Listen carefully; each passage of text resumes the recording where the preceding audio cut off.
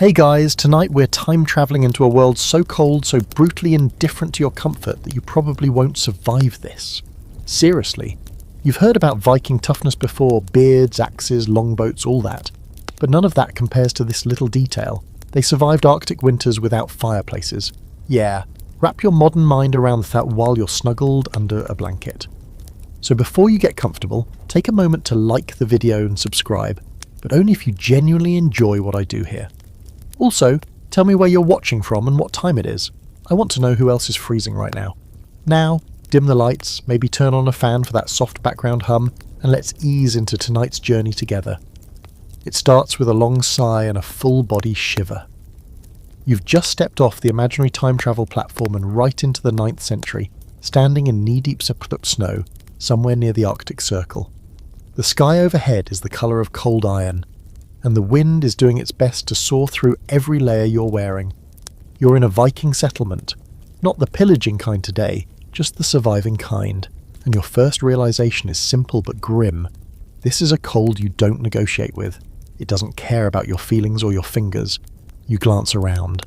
Snow-blasted hills, reindeer tracks, some shaggy cattle huddled together like a cursed livestock plush toy, and a cluster of longhouses partially buried in snowdrifts. There's smoke rising, barely. Not chimney smoke, though. More like lazy, curling trails sneaking out of the eaves, as if even the fire's too tired to fight the cold. You expected hearths, maybe roaring fireplaces. There are none. Instead, the homes look low and wide, like someone tried to build a house and ended up with a buried canoe. That's your destination. Welcome home. You stomp through the snow toward one of the bigger longhouses. The doors are short. You have to crouch just to enter, which is either charming or spine-crushing depending on your mood. Inside it's dim, smoky and humid. That last one surprises you. It's warmer than outside, sure, but not by much. A weak fire crackles in a shallow pit in the middle of the floor. It's not blazing, it's more like it's sulking. You get the sense it knows its role, heat the soup, not the house. There's no chimney, just a small hole above to let the smoke meander out. You inhale and immediately regret it. The air tastes like wet wool, old meat, wood smoke, and about 4 different kinds of sweat. But this is survival, Viking style, and your modern nose needs to get over itself. The room is long, really long. On either side are raised wooden platforms with bundles of animal hides and fur. You spot people wrapped like burritos, sharing body heat, muttering in Old Norse. You also spot chickens, and a dog, and something you really hope is a goat. You settle near the fire pit trying to warm your hands, and a grey-bearded Viking named Hrolfr slides a cup of something hot and mysterious toward you. It smells fermented. He grunts in what you hope is a welcoming tone. This is not a place for small talk. This is a place for endurance. You begin to realise the trick isn't staying warm. It's never letting yourself get too cold. That's a whole different mentality. You ask about fireplaces. Hrolfr looks confused, as if you'd asked why the snow doesn't grow up instead of down. Here's the deal. Viking architecture isn't about maximising heat, it's about minimising loss. The walls of the longhouse are thick, sometimes 4 or 5 layers deep. Wooden frames packed with turf, moss and mud, nature's own insulation. It's more thermos than house. And that fire pit?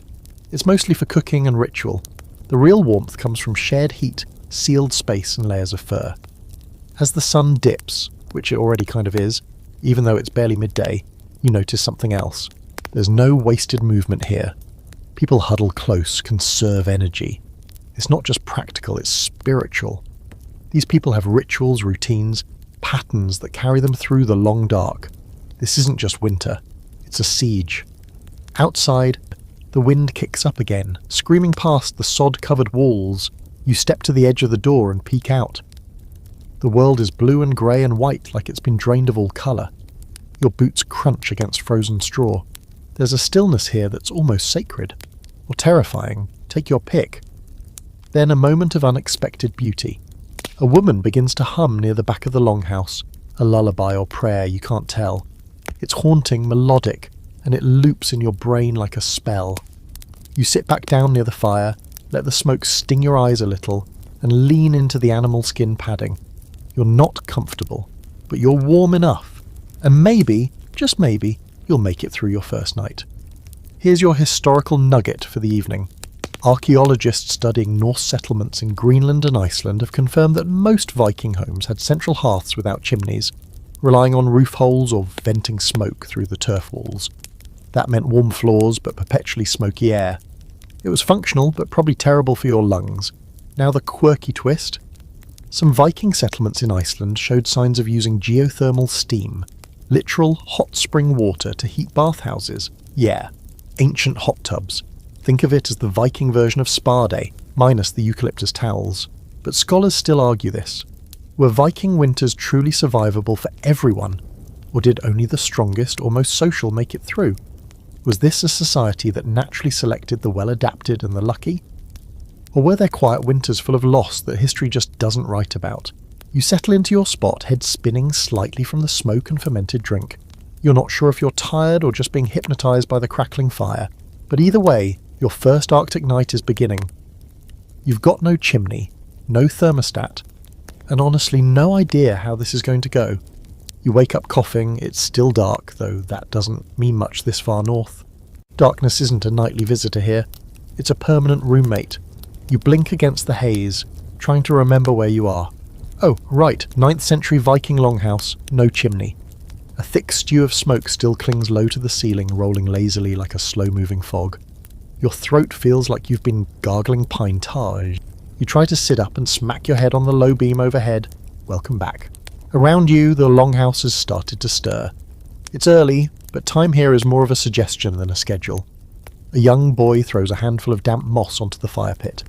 It flares briefly, then sizzles into a reluctant smoulder. The embers groan. People rise in layers of wool and fur, shoulders hunched, eyes bleary. No one says much. The cold outside is a known enemy, and the warmth inside is a fragile treaty at best. You're still thinking about the fireplace thing, like really? Not one real fireplace? In all this frozen desolation? It's not just about comfort, it's survival. Your modern brain keeps looking for a hearth, a chimney, something with a roaring blaze where people hang stockings or dry their socks. Instead, you get a fire pit that mostly smokes and sputters, and somehow this works. The chieftain's longhouse where you slept is the biggest in the village. It belongs to Adis, a woman with more fur than Nemotion and a stare sharp enough to cut fish. She's already up, sipping something hot and bitter from a horn cup. She notices you shivering and gives a dry smirk. Cold? She says. You nod. She points to the ceiling. Smoke stays up, heat stays down, you stay alive. Then she walks away like she's just solved the theory of everything. You decide to look around, trying to understand how this place holds heat without any modern design. You press your hand against the wall. It's slid, a mixture of timber logs packed tight with turf, straw, moss and clay. The outside layer is frozen stiff, but the interior is slightly warmer. Like a really determined sandwich. The thatched roof is sloped low, heavy with earth, designed less for elegance and more for not collapsing under a ton of snow. Turns out, these longhouses are more like buried boats, low profile, wind deflecting and built to retain every precious calorie of warmth. The floors aren't wooden, they're packed dirt, sometimes lined with planks or rushes. In the night you could feel the faintest warmth rising up through them, maybe from trapped body heat or just the insulating layer of animal skins. You think about medieval castles with their cavernous stone halls and grand hearths and realise those were luxuries. Out here, survival is about containment. It's about keeping the heat close, not chasing it up a chimney. You watch as people go about their morning tasks. Someone's milking a goat in the back corner. A boy scrapes frost off a shield hanging by the door. A woman hammers dried fish into flakes to add to a pot of whatever's boiling. Everything is close, tight, efficient. You realise with a jolt that the idea of separate rooms is laughable here. There's no privacy, no bedrooms, no kitchen. Just zones, sleeping zone, cooking zone, goat zone, and all of it designed to share every drop of heat generated by every person, animal and ember. You huddle near the fire pit again and someone hands you a bowl. It's porridge, mushy, warm. It has an earthy flavour you can't place, probably because it includes bark or lichen or something your taste buds weren't designed for. You eat it anyway. Everyone else is. No one wastes energy chewing the fat, literally or figuratively. They eat in silence, wrapped in cloaks, steam rising from their bowls and nostrils. After breakfast, the door creaks open, and a blast of cold punches the room like a ghost with anger issues. 2 men come in carrying firewood, their cheeks red and beards frosted. The logs they drop by the fire aren't your standard hardwood either. These are scrawny birch, some moss-covered driftwood, and bundles of dried peat. Peat is the key. Dug from bogs and left to dry, it burns slowly, smells a bit like dirt tea, and is way easier to store than giant tree trunks. Turns out big wood fires are for people who don't live on the edge of nowhere. And here's the interesting bit. These fire pits aren't meant to heat the whole house. They're used to warm the centre just enough, cook food, maybe boil water. The real insulation strategy is you, your body heat. Your proximity to other warm bodies. Your refusal to die of exposure. You're not surviving because of a fireplace, you're surviving without one by design. There's another layer to this though. You notice it slowly as you move through the longhouse. The walls aren't straight. The layout isn't linear. Everything curves just a bit. The corners are softened. Turns out this is deliberate. Heat hates corners. It escapes, gets trapped, dissipates. These structures are built to circulate warmth, not just contain it. It's kind of genius, and totally counterintuitive if you're used to square houses and central heating. You also start to pick up on something else. The rhythm of life here is slow, not lazy, just deliberate. Everything is paced to conserve. You move less, talk less, even breathe less deeply when you're inside. Every action is calculated to stretch the thin layer of warmth over the long, bitter months ahead.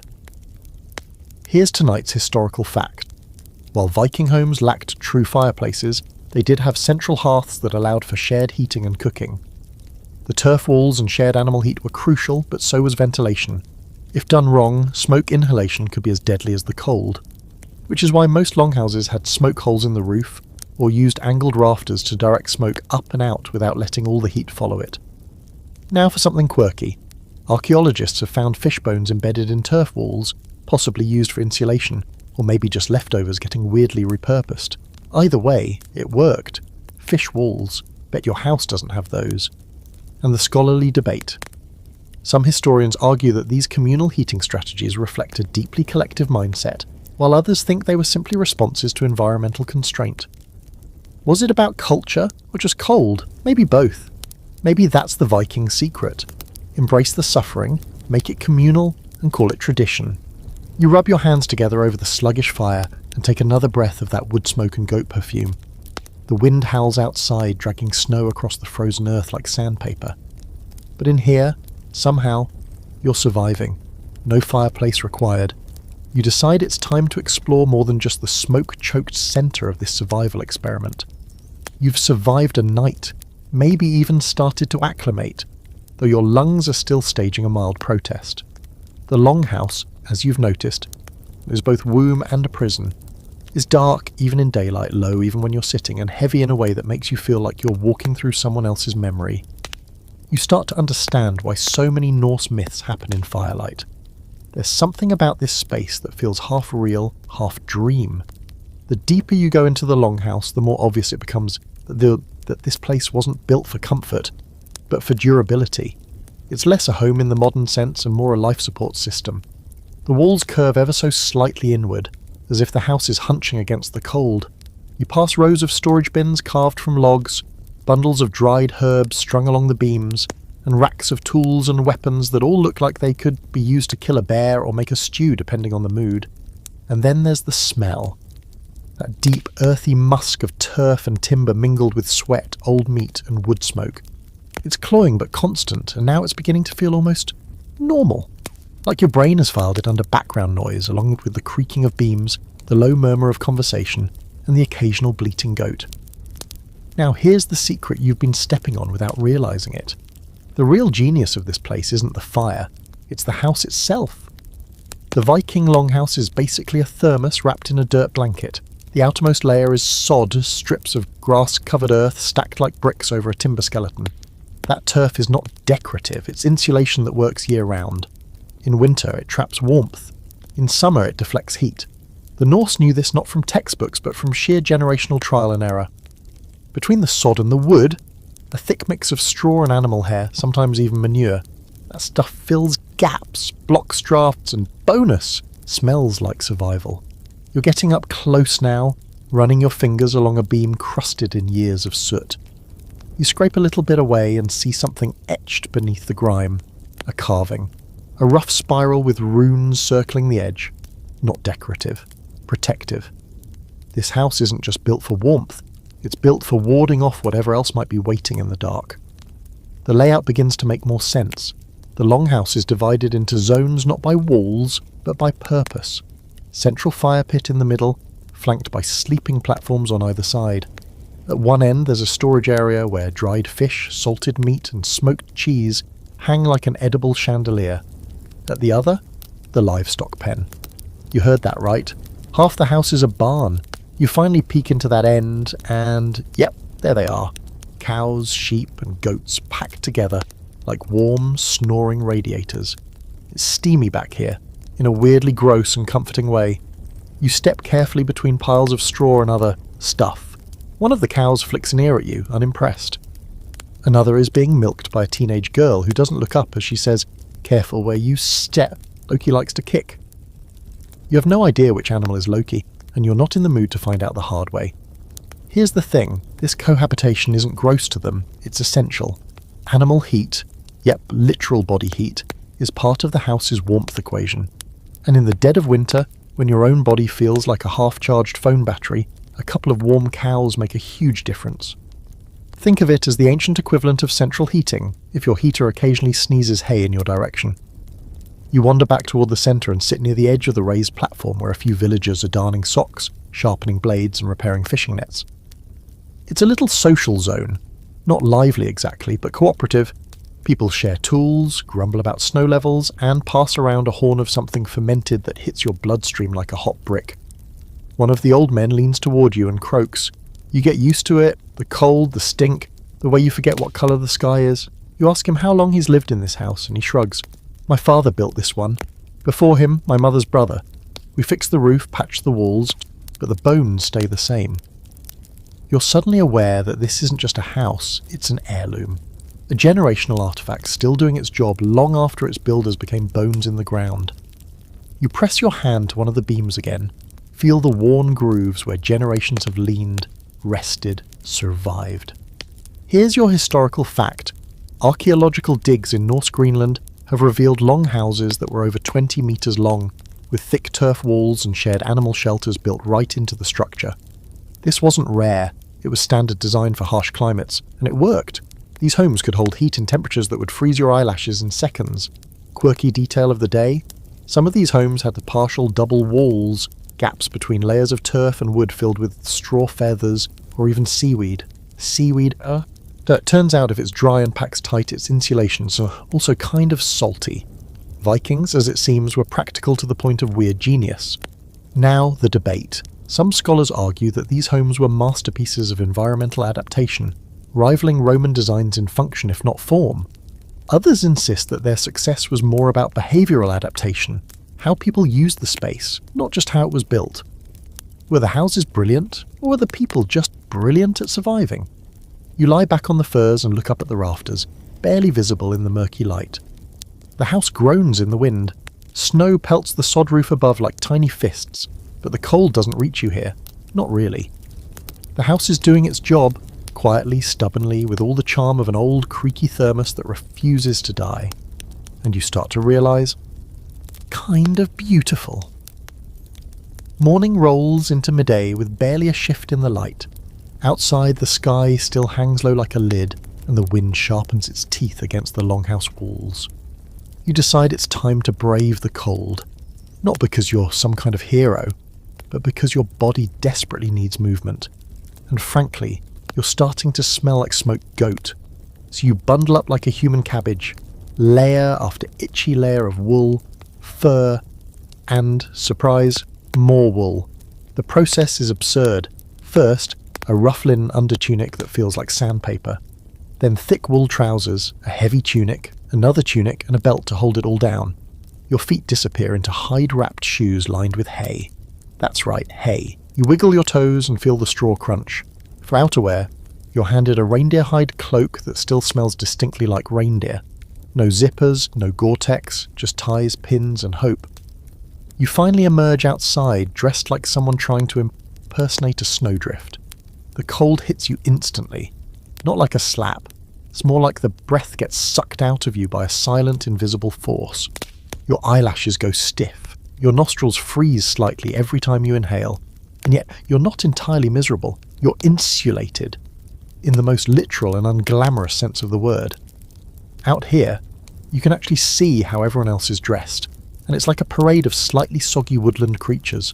Wool hats with flaps, mittens made from felted scraps. Some people wear hoods so big they look like they've borrowed them from a monk with neck problems. The colours are muted, but here and there, a flash of dyed wool shows through, reds and blues, rare and precious. You follow Adis, the chieftain, as she walks the perimeter of the settlement, checking on fences, animals, and, occasionally, other humans who may or may not be pretending to work. She's dressed in a cloak so massive it trails behind her like a cape. "You're learning," she says without turning, nodding at your ridiculous ensemble. "You look less like a ghost." You pass a group of children chasing each other through the snow, bundled into so many layers they resemble angry marshmallows. Their laughter cuts through the wind like birdsong. One of them slips and lands face first in a drift, then pops up laughing with a chunk of ice stuck to his eyebrow. Apparently that counts as fun. Edie stops by one of the smaller longhouses. This one houses 2 families and their goats. She gestures at the sod-packed roof and grunts. "Good layers, good roof, bad layers, cold roof." Then she points to your cloak. "Reindeer's warm, don't let it get wet. Wet means death." It's not a metaphor. It's the law of the land. You help her haul some firewood, though wood is generous. Most of what you're carrying is driftwood and peat, both of which feel as light as frozen bread but burn long and hot. You pass a stack of something strange. Blocks of frozen moss and dried dung pressed into tight bundles. It's fuel. You make a face. Edie smirks. "You think fire cares what it eats?" You trudge back toward the longhouse and she pauses by a sled. It's crude, wood lashed together with hide, bones for runners, but clever. A few sealskins are bundled on top, stitched with waterproof seams. "For trading," she says, "or when we move." The idea of moving anywhere in this frozen void seems ludicrous, but she says it like moving is as normal as brushing your teeth. You're starting to realise that for all the weight of their world, these people are weirdly mobile, nomadic when they need to be, rooted when they must, adaptable to a fault. You ask how they stay warm without modern materials. Adis shrugs. "We use everything.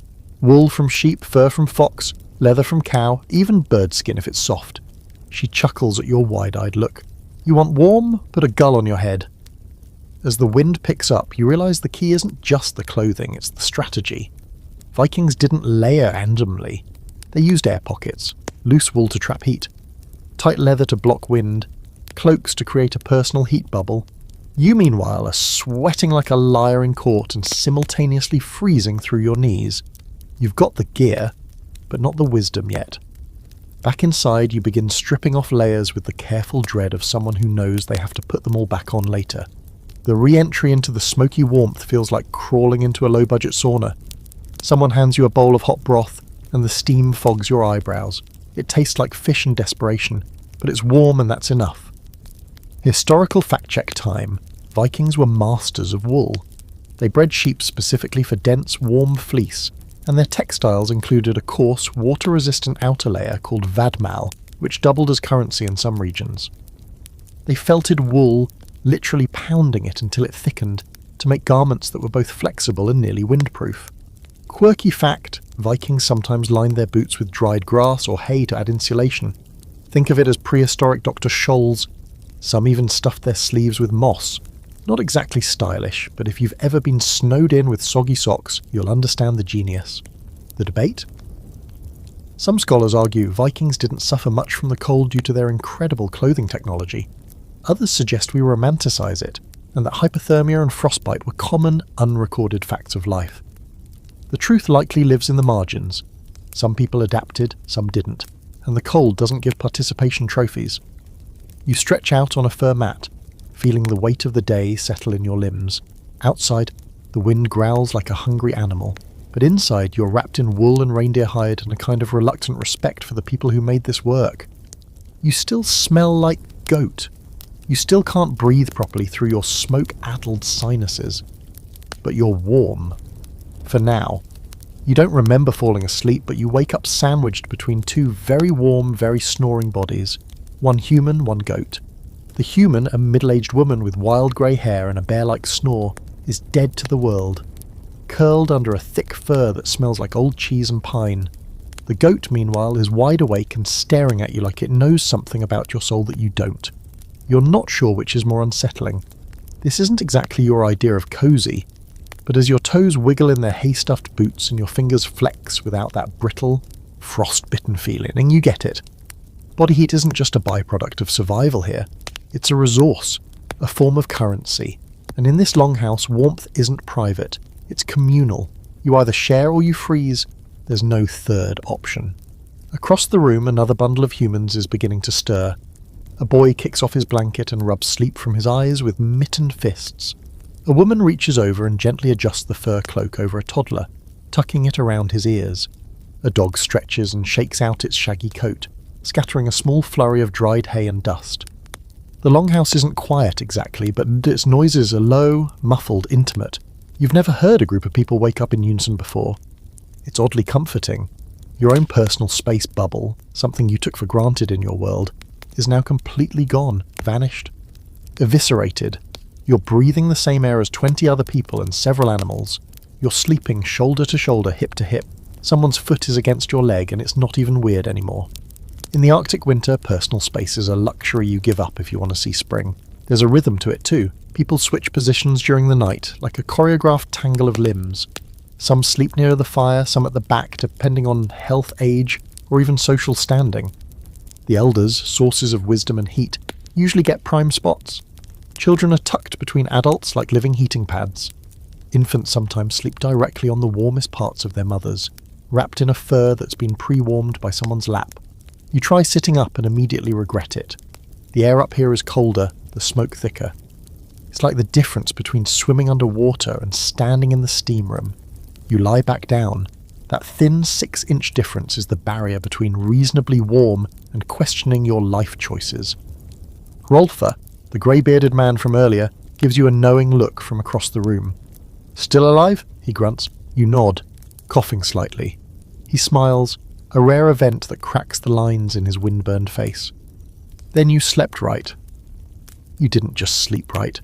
You slept like a person half dead with exhaustion, wrapped in a pile of other half-dead people pretending the night wasn't trying to kill them. This is more than survival. It's strategy. The Viking version of a sleepover, where hypothermia is the uninvited guest you all ignore, and not everyone sleeps on furs. In the poorer homes, people just sleep directly on hay or straw, maybe with a wool blanket if they're lucky. The fire rarely reaches the far ends of the longhouse, so those who sleep there depend almost entirely on the warmth of others. You think about that the next time you complain about cold sheets. Here's the thing that modern life doesn't prepare you for. Humans are heat-generating machines. A single adult gives off enough heat to raise the temperature of a small enclosed space by a few degrees.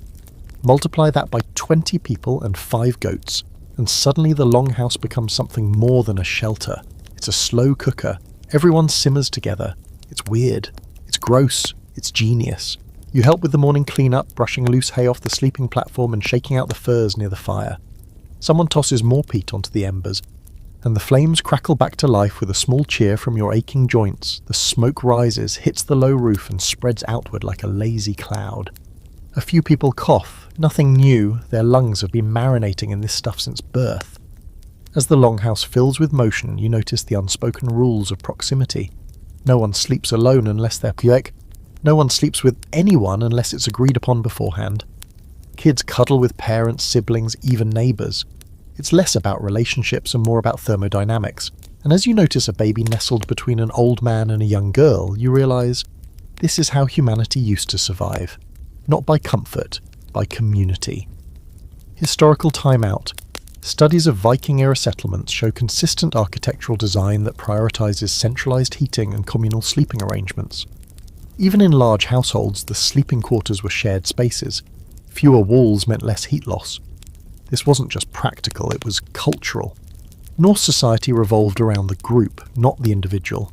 Now, your fringe fact. In some parts of medieval Scandinavia, winter weddings were scheduled not for romance, but for warmth, literally. More people in one room meant a warmer space. So yes, it's entirely possible that your wedding night included the bride, the groom, and Aunt Sigrid snoring 3 feet away. And tonight's scholarly debate? Some argue the communal sleeping model was a necessity born of climate. Others think it reflected a deeper social cohesion, one where privacy was less valued than interdependence. Either way, it's clear that for Vikings, warmth wasn't a personal achievement. It was a shared responsibility. You finish shaking out a heavy reindeer pelt and drape it back onto the platform. The fire glows faintly, casting flickering shadows across the beams overhead. Someone starts humming a low tune while stirring a pot of morning porridge, and another cracks open a small barrel of dried apples. The longhouse breathes like a single organism, slow, smoky, and stubborn. Outside, the sky is still iron grey. You pull your cloak tighter and look around at the sleepy faces, the steaming bowls, the goats chewing contentedly by the door. It hits you, quietly but clearly, in a place where the cold kills without warning. Survival isn't about how strong you are, it's about how close you're willing to get to the people around you, and maybe the goat. The next time you step outside, it's mostly because your eyes are starting to sting from the permanent cloud of smoke inside. Your cloak is damp from breathing and your inner layers smell like boiled wool and last night's dinner. But as you crack open the longhouse door and the outside air rushes in, sharp, dry, almost surgical, you immediately question your decision. It's not just cold, it's mythological. The kind of cold that makes your teeth ache, even when you're not smiling, which you're definitely not. But as your boots crunch down onto the snow-packed earth, you realise something else. Silence. Not the kind that feels peaceful, but the kind that sounds like everything around you is holding its breath. There's no birdsong, no rustling of trees. Even the wind is subdued, sneaking low along the ground like it's afraid to make a scene.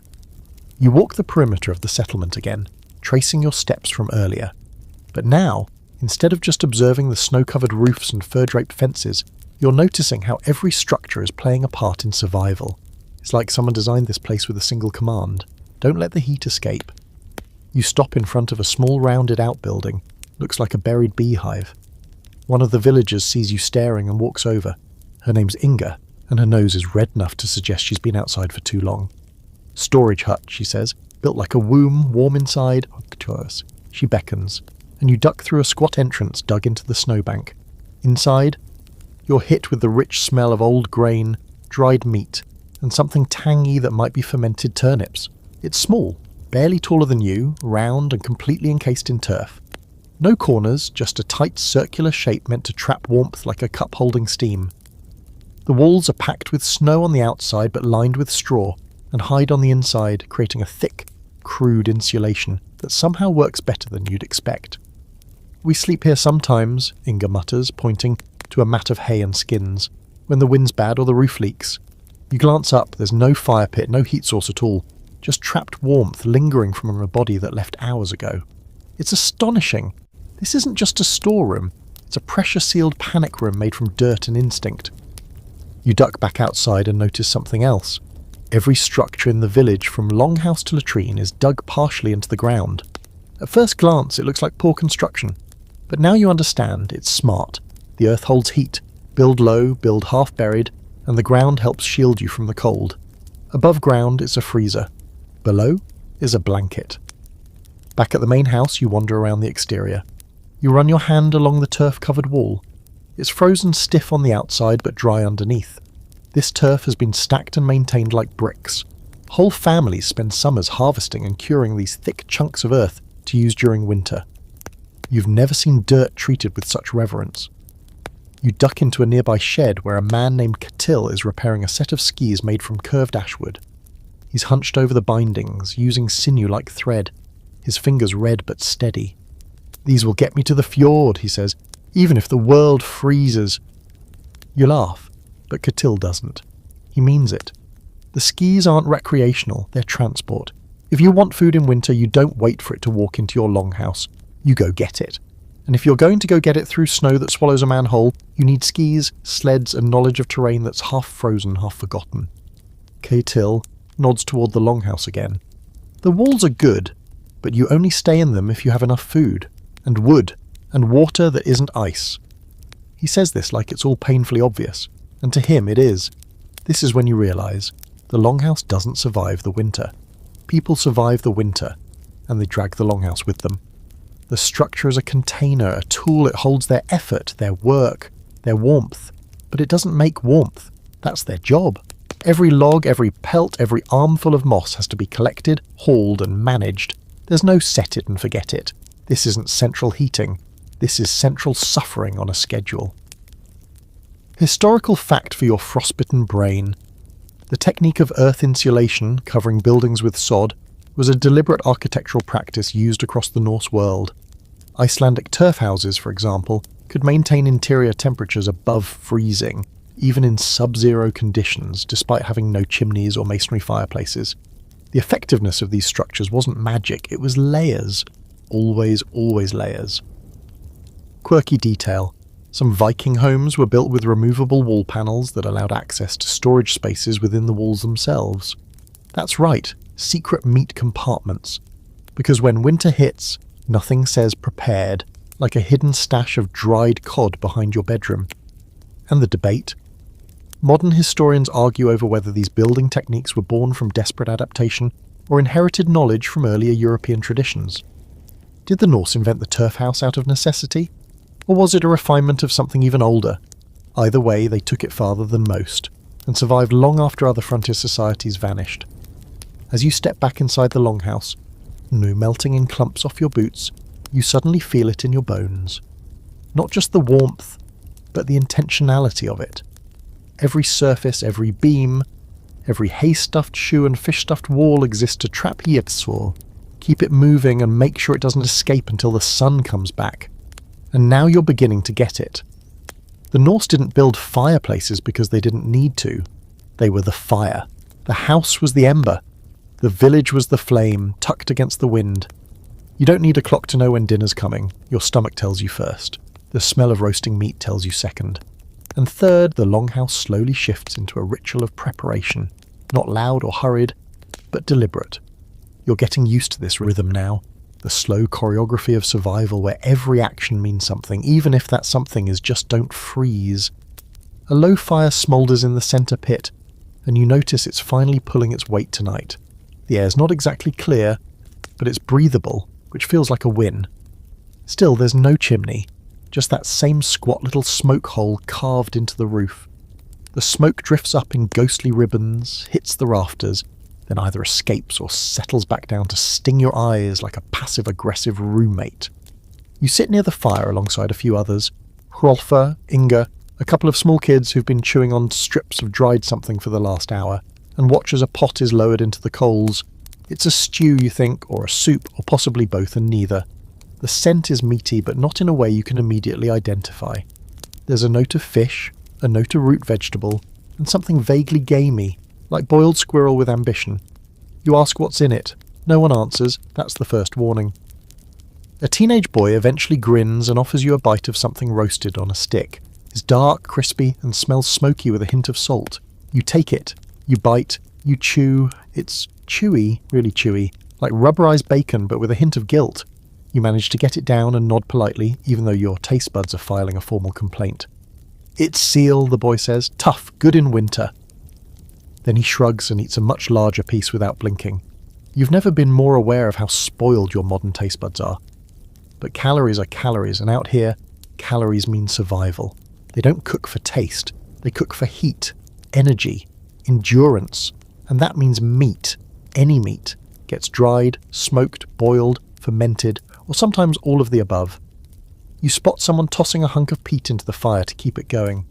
You also notice the fire pit is no bigger than a small table. It sits right in the middle of the floor, surrounded by flat stones. No chimney, no metal stove, no elaborate setup. Just rocks, a pit and fire.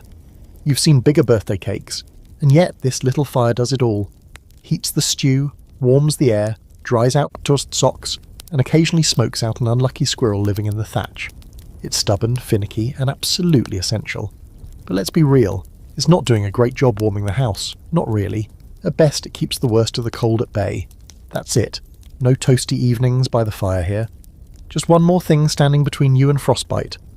You've been wondering why they never just built better fires. Bigger fires? Why not a stone hearth? A chimney? Something more efficient? You ask Hrolfa, who gives you the same look your grandfather gave you when you asked why his TV still has buttons. Chimneys let heat out, he says. Smoke goes out, heat follows. He gestures upward, where the smoke is curling toward the dark, soot-streaked beams. Better to choke a little than freeze. Turns out they weren't ignorant. They knew how to build chimneys. The Romans had them. Other Europeans had them. But the Norse, they made a choice. They didn't want all that hard-earned heat escaping just to make the air a little easier on the lungs. You sit with that a moment, blinking through the haze, and realise just how different the survival math is here. They didn't build for comfort. They built for conservation. You look around the room and notice something else. The rafters are black. Not dark. Black. Centuries of smoke have coated the beams in a layer of soot so thick it looks like velvet. It absorbs light. It eats shadows. It's beautiful and terrifying all at once. You wonder how much of it you've inhaled already. Probably enough to qualify as a chimney yourself. A few minutes later, Inga hands you a bowl of stew. You brace yourself. It's hot, salty and vaguely fishy. There's a root vegetable in it that tastes like turnip, and something stringy that might be dried lamb. You eat it all quickly because the warmth is more important than the taste. Historical fact for the evening. Viking homes didn't have traditional fireplaces. Instead, they relied on open central hearths without chimneys, venting smoke through smoke holes or cracks in the roof. The result was smoky, yes, but effective. Fires stayed low and slow, minimising heat loss while still allowing cooking and a little comfort. And here's your quirky twist. Soot-covered beams weren't just an unfortunate side effect. In some Norse cultures, soot was harvested, scraped down, mixed with animal fat and used as pigment for writing or painting. So yes, that ceiling grime could end up on a runestone near you. Tonight's debate? Some scholars argue the chimneyless homes weren't by design, but due to lack of resources or knowledge. Others say it was completely intentional, a low-tech, high-survival solution tailored to extreme conditions. The truth probably lives somewhere in the middle. Innovation, after all, doesn't always look like progress. Sometimes it looks like a smoky hut with a fire the size of a pizza. As dinner wraps up, the longhouse settles into that sleepy low murmur again. The fire dims, the bowls are rinsed with melted snow. People begin to crawl back into their fur piles, choosing warmth over everything else. You follow suit, stretching out near the same goat from last night, who is now firmly convinced you belong to it. As the last embers pop in the fire pit and smoke drifts lazily up into the rafters, you exhale, long and slow. It still burns your lungs a little, but not as much as before. You're adapting, slowly, smokily, one soot-filled breath at a time. You wake again, this time not to sound or movement, but to the total absence of light. Pitch. Absolute. Black. Your brain spins for a second, trying to recalibrate. Is it still night? Is it morning? Is it evening again? You blink and wave a hand in front of your face. Nothing. It's not just dark in the longhouse. It's as if the entire concept of light has gone on vacation. Welcome to Viking winter daylight hours. Approximately 4 of them, if you're lucky. And when the sun does rise, it barely clears the horizon before changing its mind and sliding back down again like a nervous turtle. You grope around for your cloak, trying not to kick someone in the ribs.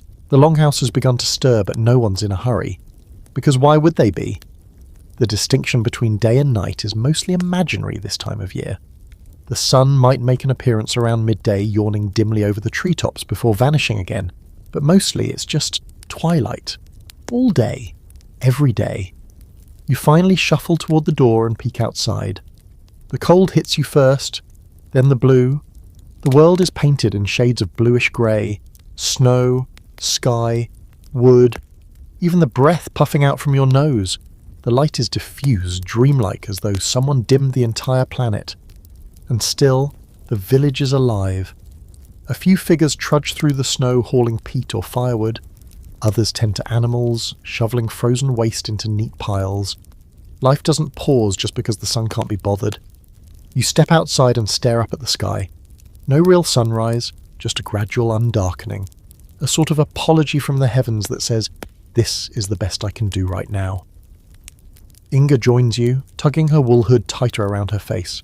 "Too dark?" she asks, though it's less a question and more of a shared complaint. You nod, and she grunts. Gets better in 3 or 4 months. Then she trudges off, cheerful as someone with frost on their eyelashes can be. Inside the longhouse again, the dimness feels even heavier. Candles are rare, reserved for important moments. Most of the light comes from the fire pit, which isn't exactly doing the Lord's work in that department. You notice people working near the walls, squinting as they sew, mend, or carve by firelight that throws more shadow than glow. You think about how sunlight affects you in modern life. When it gets dark too early, you get sluggish, irritable, maybe even depressed. You suddenly understand why everyone here seems so calm, so inward-facing. There's no manic drive to do things when the sun is out, because the sun isn't out. So you adapt, you slow down, you find other ways to mark time, and yet they do have ways. You find Hrolfr sitting near the back of the longhouse, sharpening a knife with deliberate strokes. You ask him how they tell time. "We feel it," he says. You raise an eyebrow and he grins. "Not like you, no ticking, just feel when the goats need feeding, when the firewood runs low, when the stew is done. The world tells you." You try to imagine a life without hours, without clocks. Just the vague sense that morning is when it gets slightly less black. Evening is when the goats get twitchy, and bedtime is when your body gives up. It's a completely different kind of time, a human kind of time. You spend part of the day outside helping Ketil repair a storage fence. The light doesn't change, the wind picks up now and then, and snow hisses across the ground like whispering ghosts. You feel untethered. No sun to orient yourself, no shadows to track. Just that same blue-grey blanket over everything, like a stage lit for a dream. Back inside Papamua, a few children are playing near the fire. Their toys are simple, carved wooden animals, bone dice, a ball of stitched-together hide. No one's keeping time, no one's telling them when to stop. There's no, "Okay, it's 3:30, time for a snack." The longhouse is like a cave filled with a low, continuous hum of life. People sleep, wake, eat, repeat. They're not waiting for the light. They are the light. Here's your historical fact. In Viking-era Scandinavia, especially in the far north, daylight during winter could shrink to just a few hours. In places like northern Norway or Iceland, the sun might not rise at all for weeks. Yet these communities thrived, adapting their daily rhythms to a life without sunlight, focusing on indoor tasks, community bonding, and mental endurance. And the quirky detail, some Viking farmers used sheep bladders filled with fish oil as makeshift lanterns. A floating wick in the oil gave off a weak but steady flame. So yes, they lit their homes with glowing sacks of animal parts. The ambience must have been incredible. Now, the scholarly debate. Did the Vikings suffer from what we now call seasonal affective disorder? Some researchers believe they were biologically better adapted to long periods of darkness, possibly due to genetic traits favouring melatonin regulation. Others argue they simply developed robust cultural coping strategies, like communal gatherings, storytelling, and intense winter rituals, to keep their spirits lit when the sun wouldn't. You settle back into the fur pile near the hearth, eyes struggling to stay open even though your body feels rested. The dimness is like a sedative wrapping you in a heavy grey fog that seeps into your bones. You've been here long enough now to feel it, not just the cold but the darkness, the way it presses in, the way it quiets the world, muffling ambition, muting anxiety. And yet somehow no one here seems panicked. No one complains that it's still dark. They just live through it, sit beside each other, stir the stew, feed the goats, sew another patch into the knees of the same trousers. They are not fighting the dark, they're living inside it. As you close your eyes again, listening to the faint rustle of furs, the pop of the fire, the murmur of voices low and soft, it finally makes sense. The light isn't gone, it's just moved inward. You don't go outside the next day, not because you're tired, though you are, but because today is food day. Not cooking food, finding food. You're not hunting or fishing, thankfully, but instead you're allowed to witness one of the most sacred, critical parts of Arctic Viking survival, the pantry. Now, let's get one thing clear up front. When you hear pantry, you might picture shelves of dry goods, tidy baskets of onions, maybe a mason jar of lentils you forgot about in 2019. That's not what's happening here. The Viking winter pantry is not neat. It's not cute. It's not even fully indoors. It's mostly a collection of pits, hooks, crates, and really cold holes in the earth where meat doesn't rot, it just freezes into submission. Inga is the one who shows you. She pulls on a sealhide coat and trudges with you out behind the longhouse, through knee-high snow and past a row of wind-carved fence posts, until you reach what looks like a small buried shrine. It's not decorated or ceremonial, just a low wooden structure, barely poking out of the ground with a roof so covered in snow you nearly miss it. She knocks once, like it's a neighbour's front door, then lifts a latch and opens it. Cold air whooshes up from below, somehow colder than the already freezing landscape. Inside there's a sunken hole, maybe 5 feet down, lined with stones and packed tight with layers of snow, sawdust and straw. She climbs halfway in and pulls out a frozen hunk of something unidentifiable and solid enough to cause blunt force trauma. "Reindeer shoulder," she says proudly, tossing it into a sack like a block of wood. You ask if they have to hunt for this every few days, and she laughs. "Hunt in winter? No, we eat what we caught before winter." And suddenly, it clicks. This isn't just storage, it's strategy.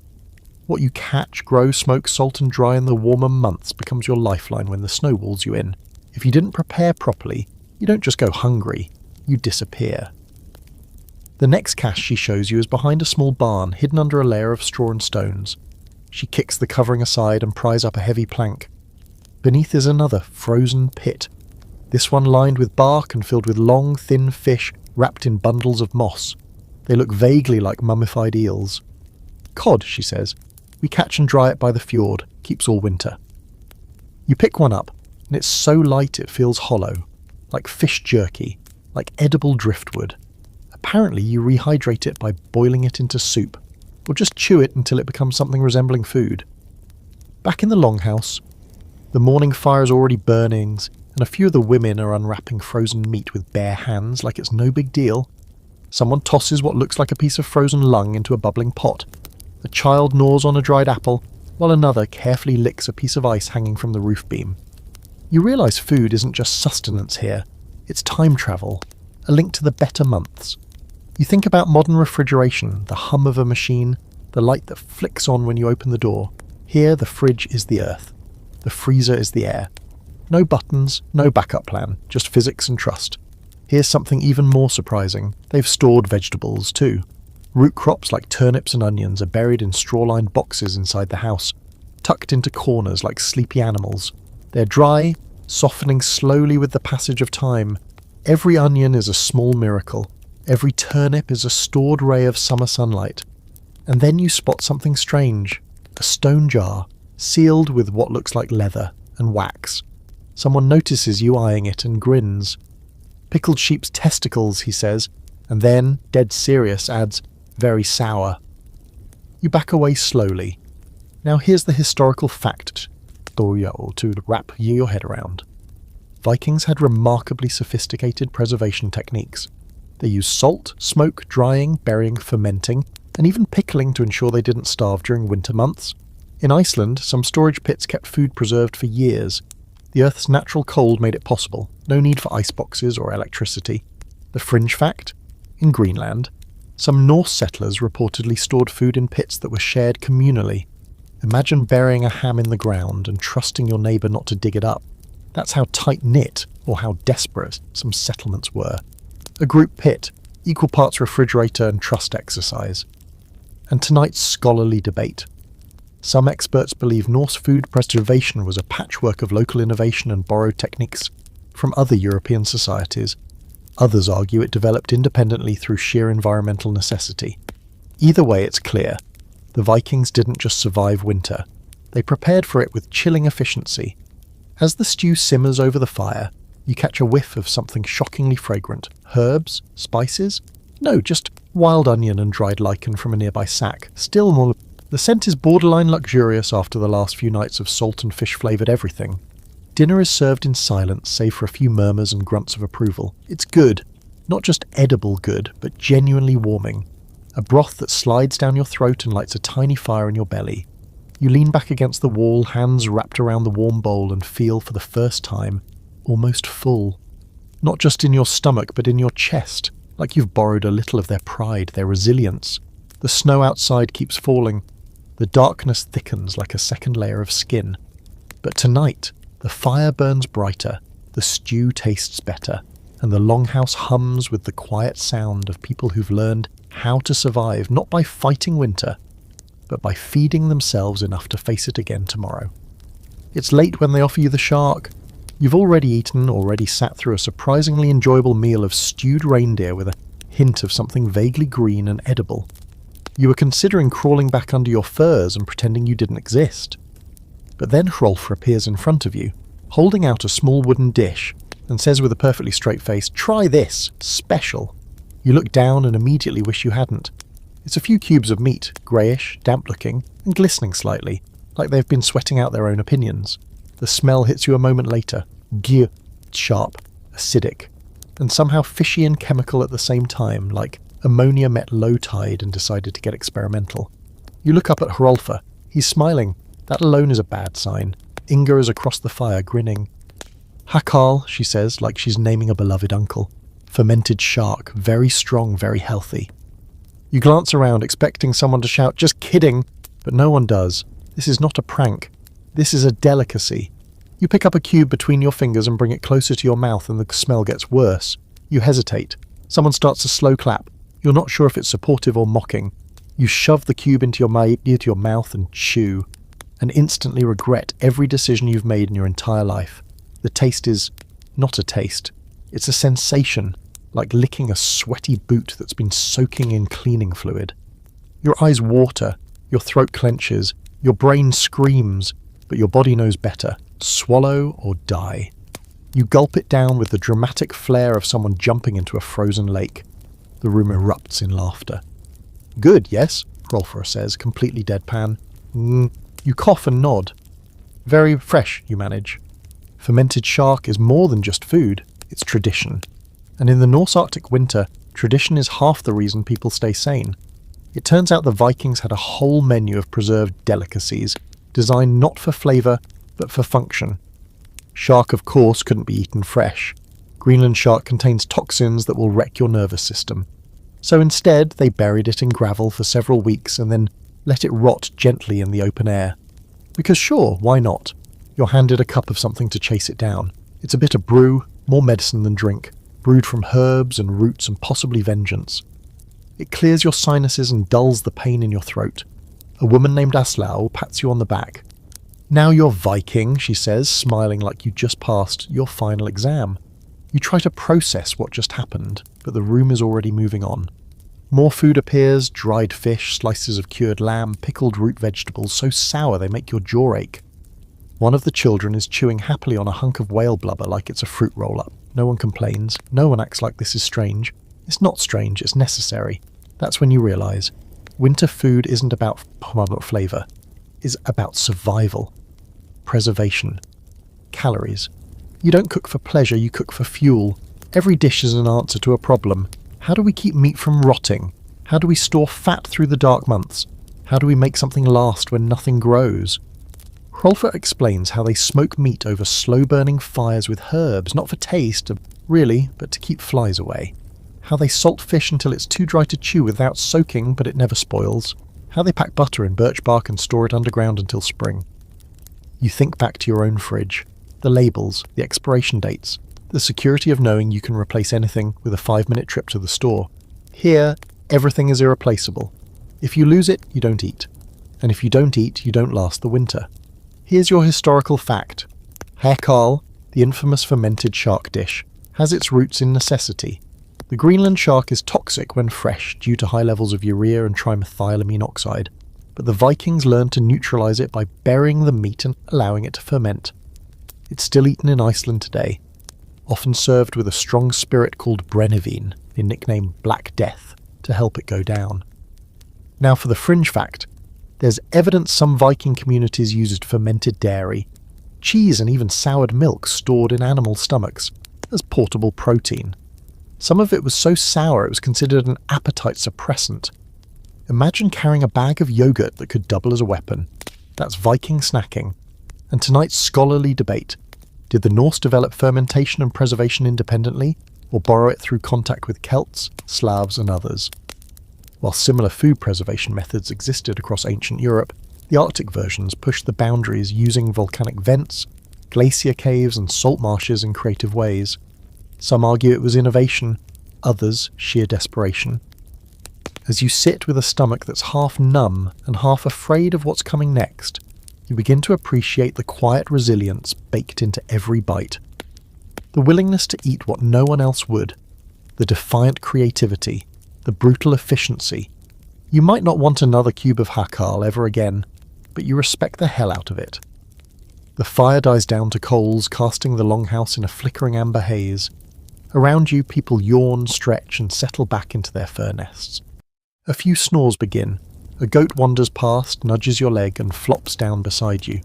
You pull your cloak tight and lie back, the taste of ammonia shark still lingering faintly on your breath. It's horrible, it's unforgettable, it's tradition, and somehow in the middle of all this cold, all this dark, all this madness, you're starting to feel full. You've been warned ahead of time. Hrolfa gives you a look, half serious, half gleeful, and says, "Tonight, you bathe." You think, okay, great, finally. The smoke, the sweat, the ever-present tang of goat, maybe now you'll come out the other side smelling less like a fur-lined chimney. But no one tells you what bathing actually means here until you're already ankle-deep in snow, trudging toward what looks like a moss-covered mound at the edge of the settlement. The door is small, barely wide enough to crawl through, and as you step inside it's like entering another planet. A wave of thick, wet heat slams into your face, fogging your eyes, filling your lungs. The walls are stone, low and beaded with condensation. Steam rises from a wide, shallow pit in the centre, where rocks, blackened and cracked, glow faintly red under a thin layer of water. A woman tosses another ladle of water onto them, and the room hisses like an angry serpent. This is the Badstover, the Viking steam bath. No soaps, no lavender scrubs, just fire, rock, water and sweat. You're handed a ladle and pointed toward a bench. And then, in the most unceremonious way possible, people start stripping down. Let's pause here. You've been mentally preparing to bathe, yes, but you are not prepared to be naked with strangers in a steamy cave while someone pours boiling water onto rocks 3 feet from your toes. But you realise quickly that modesty is a luxury people drop when it's kuntundergeet outside and frostbite is a real threat. This isn't a spa, it's a system, a rhythm. You shed your layers, slowly, regretfully, and step onto the bench, gripping a wooden ladle like it's your only defence against the creeping vulnerability of your own unclothed self. Someone hands you a bundle of twigs, birch branches tied together. Hit yourself, they say. Good for skin. You do. Lightly at first, then more confidently. It feels absurd and oddly satisfying. The skin prickles. Blood returns to places it hasn't visited in days. The steam fills your head. Your pores open like blooming moss.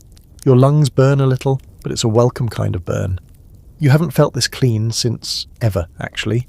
Not this kind of clean, not earth clean. You're sweating out the soot, the smoke, the strange, unspoken heaviness of cold. And then Hrolfa stands up, nods and says, "Time for cold." You don't ask what that means because you already know, and your body is already screaming no. The exit is fast, the cold is faster. You burst through the low door, barefoot, wet, steaming like a roast chicken. Snow hits your feet, then your legs, then your lungs. You stagger. You shout. You may or may not curse every Norse god you've ever heard of, and then you dive into a snowdrift. Because apparently that's what you do after steaming your soul out of your body. Everything goes numb in 2 seconds. Then it starts to tingle. Then you feel more alive than you ever have. Your heart is pounding so hard it echoes in your ears. Your skin burns with cold and memory and something almost like joy.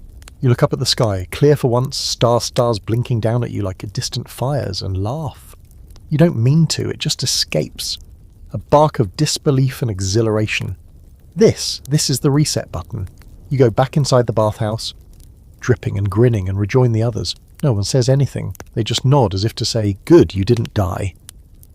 Later, wrapped in dry wool and curled back near the longhouse fire, you sip hot broth while your skin still glows faintly from the ordeal. You're not clean in the modern sense. Your hair still feels like hay and your nails still look like they've been in a fistfight with a shovel. But something in you is scrubbed raw, rebalanced. Here's the historical fact.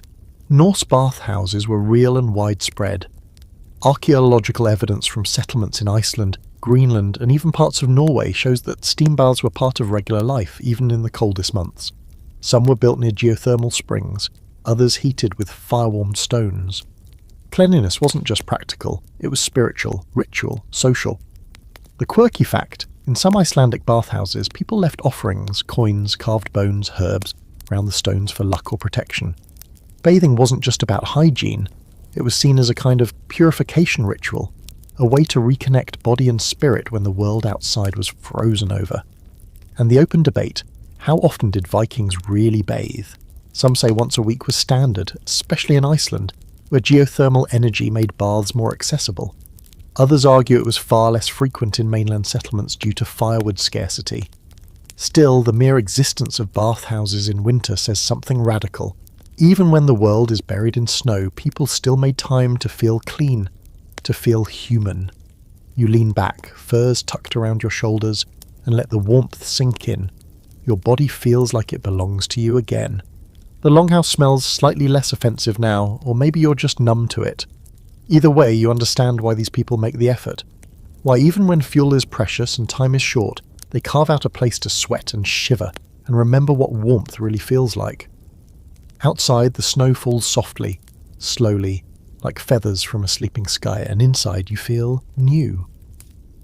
You're still glowing faintly from the bathhouse incident when you realise something's shifting inside the longhouse.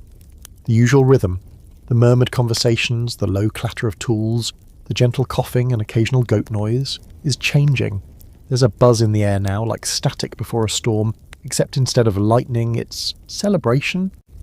People begin to move with purpose, furs are shaken out, ale barrels are rolled in from the cold, Hrolfa and Idis talk in hushed tones near the hearth, and someone's cleaning the soot off a carved wooden idol of Thor that normally just lurks unnoticed in the corner. You're not sure what's happening, but it's big. And, as usual, no one's explaining it to you. So you ask Inga, who's stacking bundles of kindling with more focus than usual. She looks up, surprised. "Midwinter's night," she says. "Tonight we honour the gods." You raise an eyebrow. You've been here long enough to know honour can mean anything from quiet prayer to animal sacrifice to dancing in your underwear in the snow. She sees the concern on your face and grins. "There will be mead and songs and meat." Then more seriously, "And we ask for survival." It hits you then, this isn't just a party, it's a plea, a ritual carved into the frostbitten bones of this place, because winter, no matter how well you prepare, is still a gamble. No one's immune, and tonight is the night they look up at the black sky and ask the old gods, "Please let us live until spring." By late afternoon, though honestly it still looks like midnight, the longhouse has transformed. Animal hides have been draped over the beams, the floor's been swept with bundles of birch twigs, the fire pit is roaring hotter than usual, and someone's hung herbs and bones above it in patterns you don't recognise. You try asking what they mean. The answer? Protection, maybe luck. You help hang a few things, mostly decorative. Bells made from bits of carved bone, small wooden animal carvings. It feels festive, yes, but also heavy with intent. Every item has a story. Every placement is deliberate. You feel like a guest at a dinner party hosted by ancient ghosts. Then comes the food. You've been here long enough to know the normal winter meals are humble, functional, calorie-dense affairs. Not tonight. Tonight, they bring out the real food. Smoked lamb ribs, boiled grains spiced with what you think is angelica root, roast duck fattened during the last days of autumn. And yes, mead. The good kind, sweet and heady and served in carved wooden cups that still bear the teeth marks of past celebrants. You sit cross-legged on a fur between Hrolfa and a teenager named Bjorn, who's already had too much mead and is slurring praises to Odin between gulps. Everyone eats with both hands, no shame, no ceremony. Meat is torn, broth is slurped, laughter breaks out in the middle of chewing.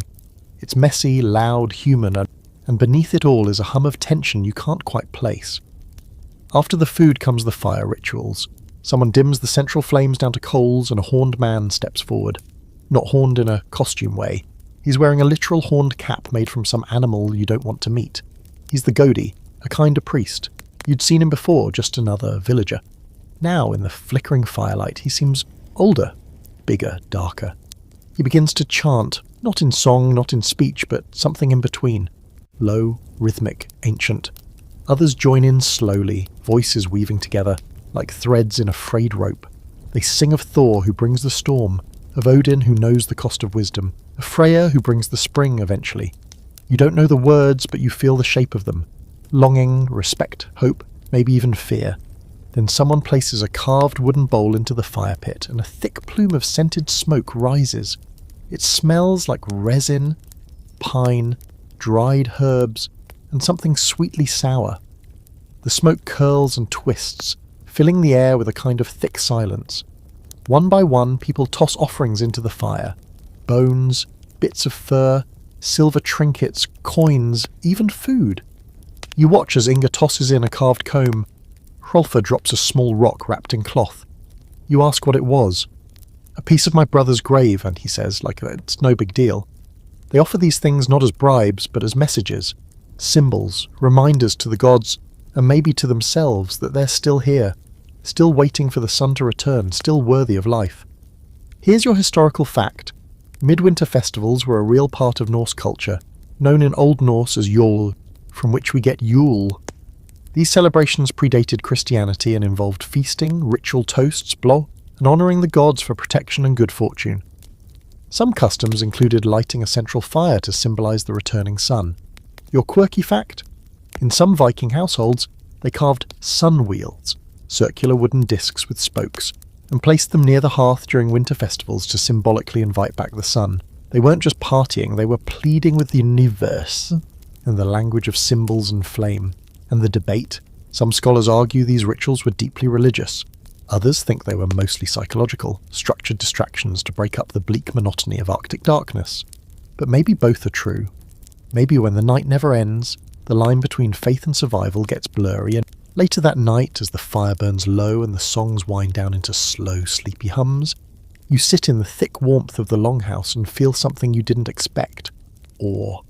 Not of the gods necessarily, but of the people, their endurance, their creativity, their insistence on joy, even when the world outside is nothing but ice and shadow. You fall asleep with a full stomach, ears still ringing with song, the smell of pine smoke in your nose. You dream of fire and snow, of gods in furs, of spring struggling to be born through a frozen sky. And for the first time maybe, you believe it'll come. The next few days bleed together. One long blur of frost and smoke and slow hours. There's a strange rhythm to Viking winter life once you settle into it. A low gear of existence that hums just loud enough to keep your mind busy, but not so fast that time has any meaning. Days don't feel like days. They feel like stretches of in-between. You wake up, do something that vaguely resembles work, eat a bowl of something cool and warm, and go back to the same sleeping furs before your mind has time to question the point. What do people do all day when they can't leave the house without freezing their nostrils shut? You find out the answer pretty quickly. They make things. Constantly. Every idle hand in the longhouse becomes a tool. Whittling, carving, sewing, weaving, braiding rope, fixing shoes, mending clothing, sharpening blades, repairing handles, patching sails, anything that keeps the hands moving and the brain from chewing on itself. You sit beside Inga one morning as she repairs a cloak. Her fingers move automatically, stitching through thick wool with a curved bone needle. The light from the fire hits the thread just enough to catch it glinting like wire. She doesn't look down once. You ask how long it took her to learn. She shrugs. Before I could walk, I think, then she smirks. Winter has always been school.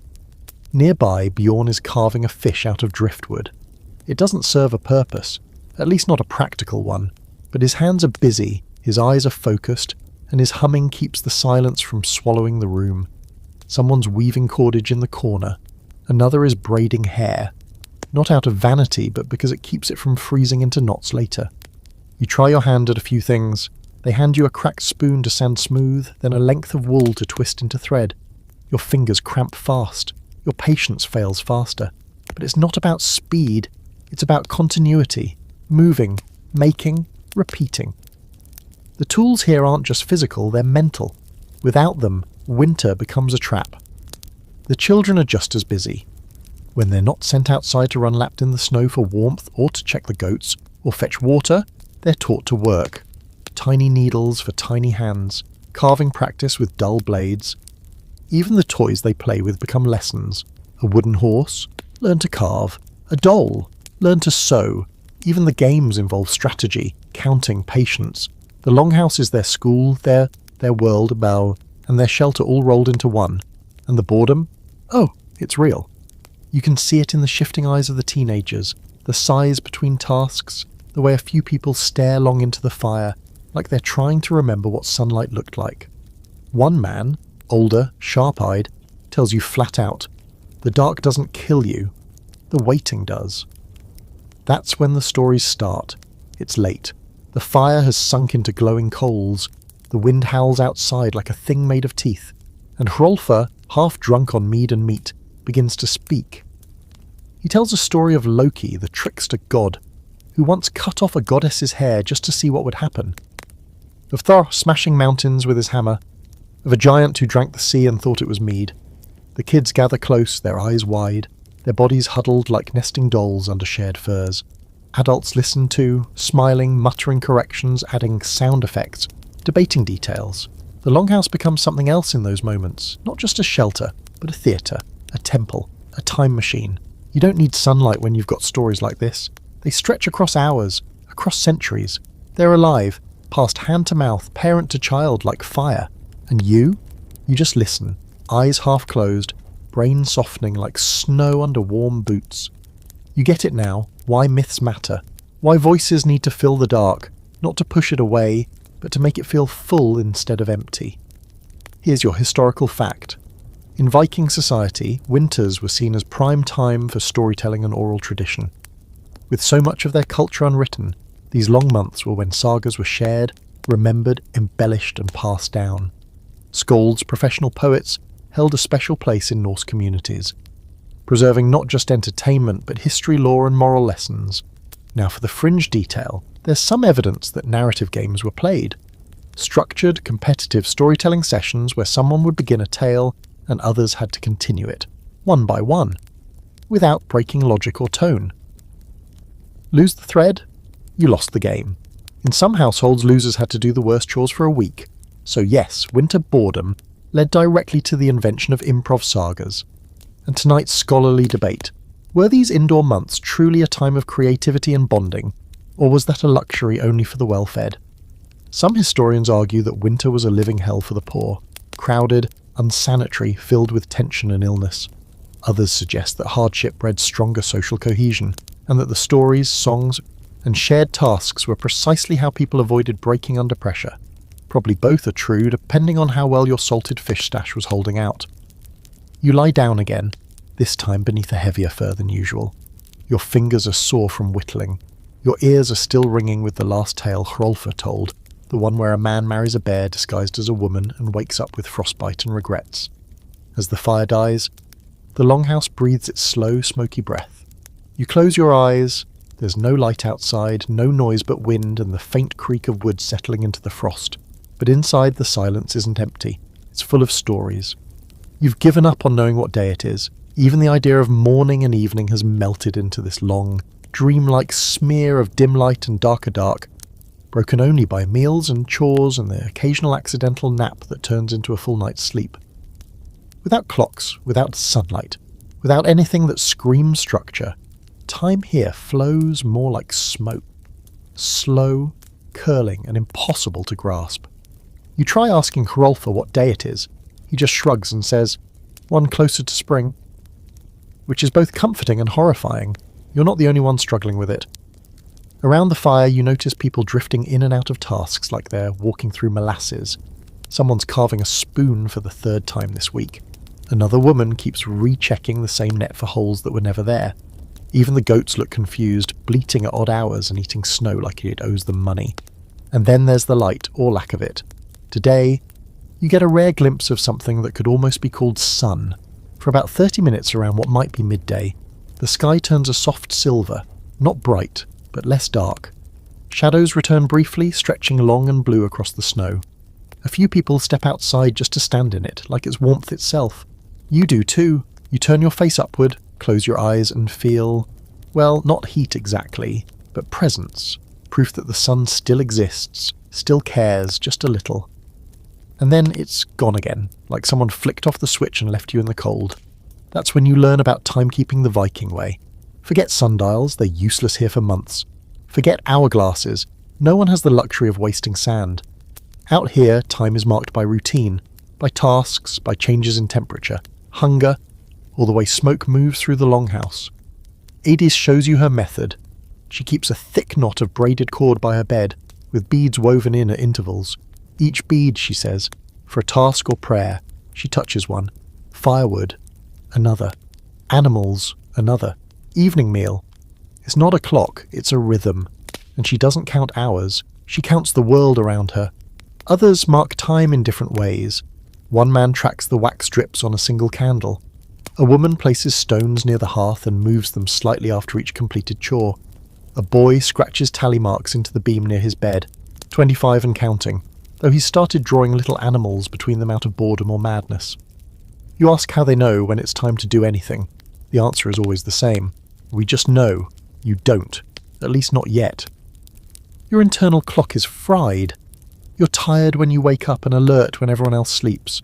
Your body craves the bright, scheduled world it came from, alarms, deadlines, daylight. But slowly, painfully, you're learning to trust something older. Your stomach becomes a clock.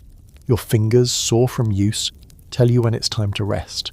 The rhythm of chores, of feeding animals, of stoking the fire, all of it becomes a kind of pulse, not mechanical, biological.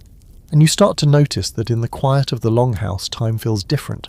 Slower, yes, but also more present. When there's no rush, no bells or dings or calendar alerts, you begin to feel each moment instead of racing through it. You spend a long afternoon, or maybe it's morning, helping Inga dye wool with lichens and ashes. The process is slow and quiet. Mix, stir, wait. Let the fibres soak. Pull them out, hang them. Wait again. No one rushes, no one even talks much. But the work gets done. Time moves, not in ticks, but in tides. Later you sit by the fire and carve lines into a block of wood, your own calendar maybe, or a piece of something that feels like sanity. You don't know what day it is. You don't even know if it matters.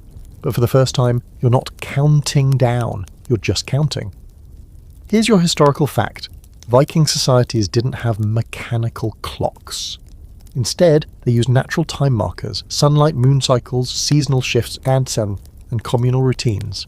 Some used primitive sundials in warmer months, called solskugafjöl, literally sun shadow board. But in winter, such tools were useless, and time became a social construct more than a mechanical one. Now for the quirky bit, there's evidence that some Norse households used time lamps, oil lamps marked with notches or tied cords to indicate how long they had burned. A kind of candle clock without a clock. One archaeologist even suggested that certain carved bones with dots may have been personal timekeepers, literal bone calendars. The scholarly debate. Was Viking timekeeping structured or improvisational? Some experts argue that ritual and tradition offered more consistency than modern timekeeping ever could. Others believe the chaos of Arctic winters led to mental strain and social disorganization. Was the Norse mind adaptable or simply numb? You sit by the fire long after the others have gone to sleep, the glow casting warped shadows up the beam. You stare at the embers and wonder how long it's been since you last saw a clock. A calendar, anything with numbers, and then you realise you don't miss them. Here, time isn't something you track, it's something you inhabit. You pull your furs tighter, stretch out on the sleeping platform, and close your eyes. Somewhere in the back of your mind, the modern world still ticks and tocks away. But it's distant, faint, like a voice down a long tunnel. And here in the dark, your heartbeat is enough. You can't help but laugh the first time you see it. Two kids sliding full speed down a snow-covered hill on a flat piece of bone. One of them is screaming with joy, the other looks like he's preparing for death. And neither has any intention of stopping before they slam into the pile of firewood at the bottom, which they do, with a crunch. And then they both roll over, laugh hysterically, and start dragging the bone sled back uphill. This isn't what you expected from Viking childhood in the Arctic. You pictured something more solemn, more grim. Children solemnly sharpening knives by firelight or carrying buckets of goat urine through snowdrifts, not wiping snot off their faces and hurtling into solid wood like tiny lunatics. And yet, here they are, making winter their playground. Idis sees you watching and smirks. Better they break an arm now than their necks later. That's the Viking parenting philosophy in one sentence. It turns out that, yes, Viking kids worked. Hard. They carried water, helped mend clothing, fed animals, scraped hides, prepared meals, and tended to younger siblings, while their parents prepared for the next disaster. But they also played. Not with toys like you know them, soon, but with whatever was around, carved sticks, bone dice, bits of driftwood, and apparently the laws of physics. You join a group of children building a snow fort. It's not just for fun. They're preparing for a snowball battle with another group across the longhouse. You try to help build a wall, only to get ambushed by 3 kids with surprisingly well-packed projectiles. The snow stings your face. Your dignity takes a hit. But you're laughing before you can even catch your breath. Inside the longhouse, there's less chaos, but just as much creativity. A girl is carving runes into a strip of bark.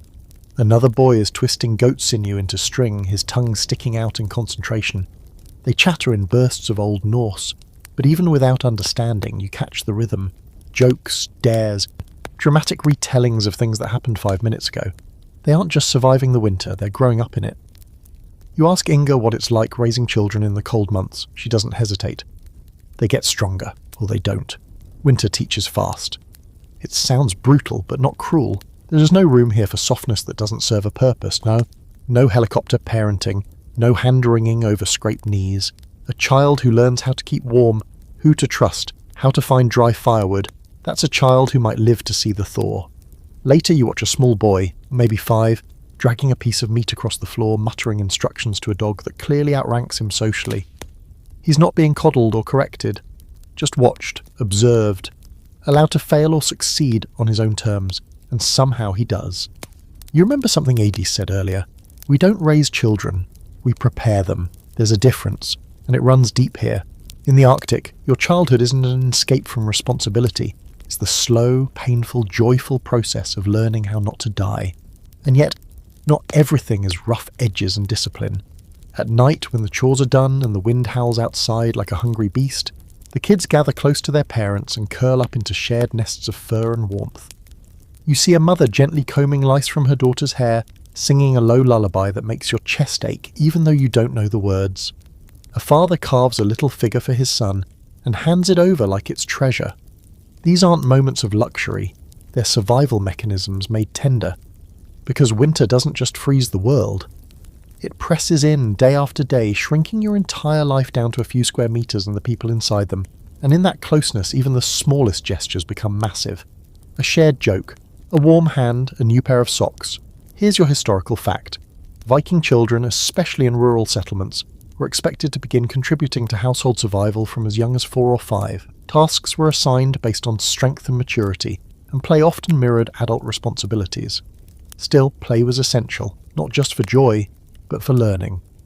Archaeological finds include carved animals, toy swords, sleds, and simple musical instruments, all likely made for or by children. The quirky fact: Norse sagas often include child prodigies, tiny warriors, wise little girls, kids who outwit adults with clever tricks. Whether myth or mirror, these tales suggest that even the youngest were valued not just as future adults, but as full members of the community. One story even tells of a boy who killed a wolf with a sharpened spoon. Is it true? Who knows? But it feels true. And the scholarly debate? Some historians argue that Viking childhood was short, harsh, and mostly devoid of affection. Others suggest that while discipline was firm, children were deeply loved and integrated into family life in ways modern societies might envy. Without institutions like schools or daycare, kids spent nearly every waking hour with their extended families. And that closeness shaped them. By the time evening comes, the kids are spent.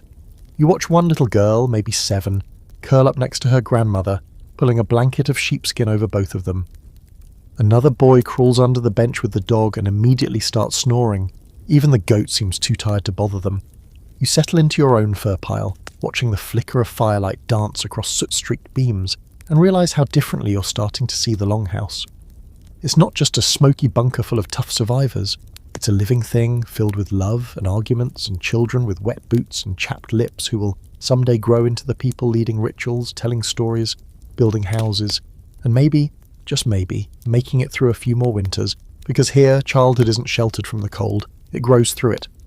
You can't ignore it anymore, the smell. Not the smoky woolen people musk that clings to your clothes, or even the faint undertone of fermented shark lingering from the last feast. No, this one's sharper, earthier, more animal. and it's been intensifying with every passing day until finally, with a subtle but undeniable shift in your surroundings, you realise the truth. Half the longhouse is not for people, it's for animals. You knew this intellectually, of course. You'd seen the goats wandering around, had your feet stepped on by a sheep or two. But now it sinks in fully. The longhouse isn't divided into separate rooms, it's a dual-purpose machine. On one end, human survival, on the other, livestock survival. And the line between those two? Blurred by necessity, you decide to venture into their side. The moment you cross the invisible boundary, just a slightly lower beam and a not-so-subtle drop in floor cleanliness, the air thickens. It's warmer, surprisingly, more humid. It smells like straw, manure, damp fur, and something like sour milk in a wet boot. The goats stare at you with their judgmental eyes. The sheep just chew endlessly. In the corner, 2 cows lie curled together, enormous and peaceful, steam rising from their bodies as if they're their own central heating units. Ketil, who's elbow deep in what appears to be cow maintenance, waves you over. "Careful where you step," he mutters. The floor bites. You look down, slippery straw, hoof prints, and something that squishes uncomfortably under your boot. He wasn't joking. "This is where the real heat is," he says, patting one of the cows on its side. "They're better than a fire." And he's right. The animal room, this muddy living barn, is several degrees warmer than the rest of the longhouse. It's not cosy exactly, but it's unmistakably alive. The body heat from a dozen animals trapped inside an earthen building? That's biomass at work. The Vikings might not have invented central heating, but they did find a way to snuggle it. You sit on an overturned bucket, trying not to breathe too deeply, and watch Ketil milk one of the cows. The milk is warm, steaming in the cold air. He hands you a wooden cup filled to the brim. You sniff it. Fresh milk, unpasteurized, probably crawling with bacteria. You drink it anyway. It tastes shockingly rich, and you suddenly understand why this liquid gold was so guarded through the winter.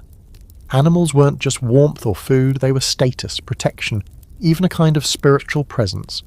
Every one of them represented effort, foresight, survival. If a cow died midwinter, it wasn't just sad, it was catastrophic.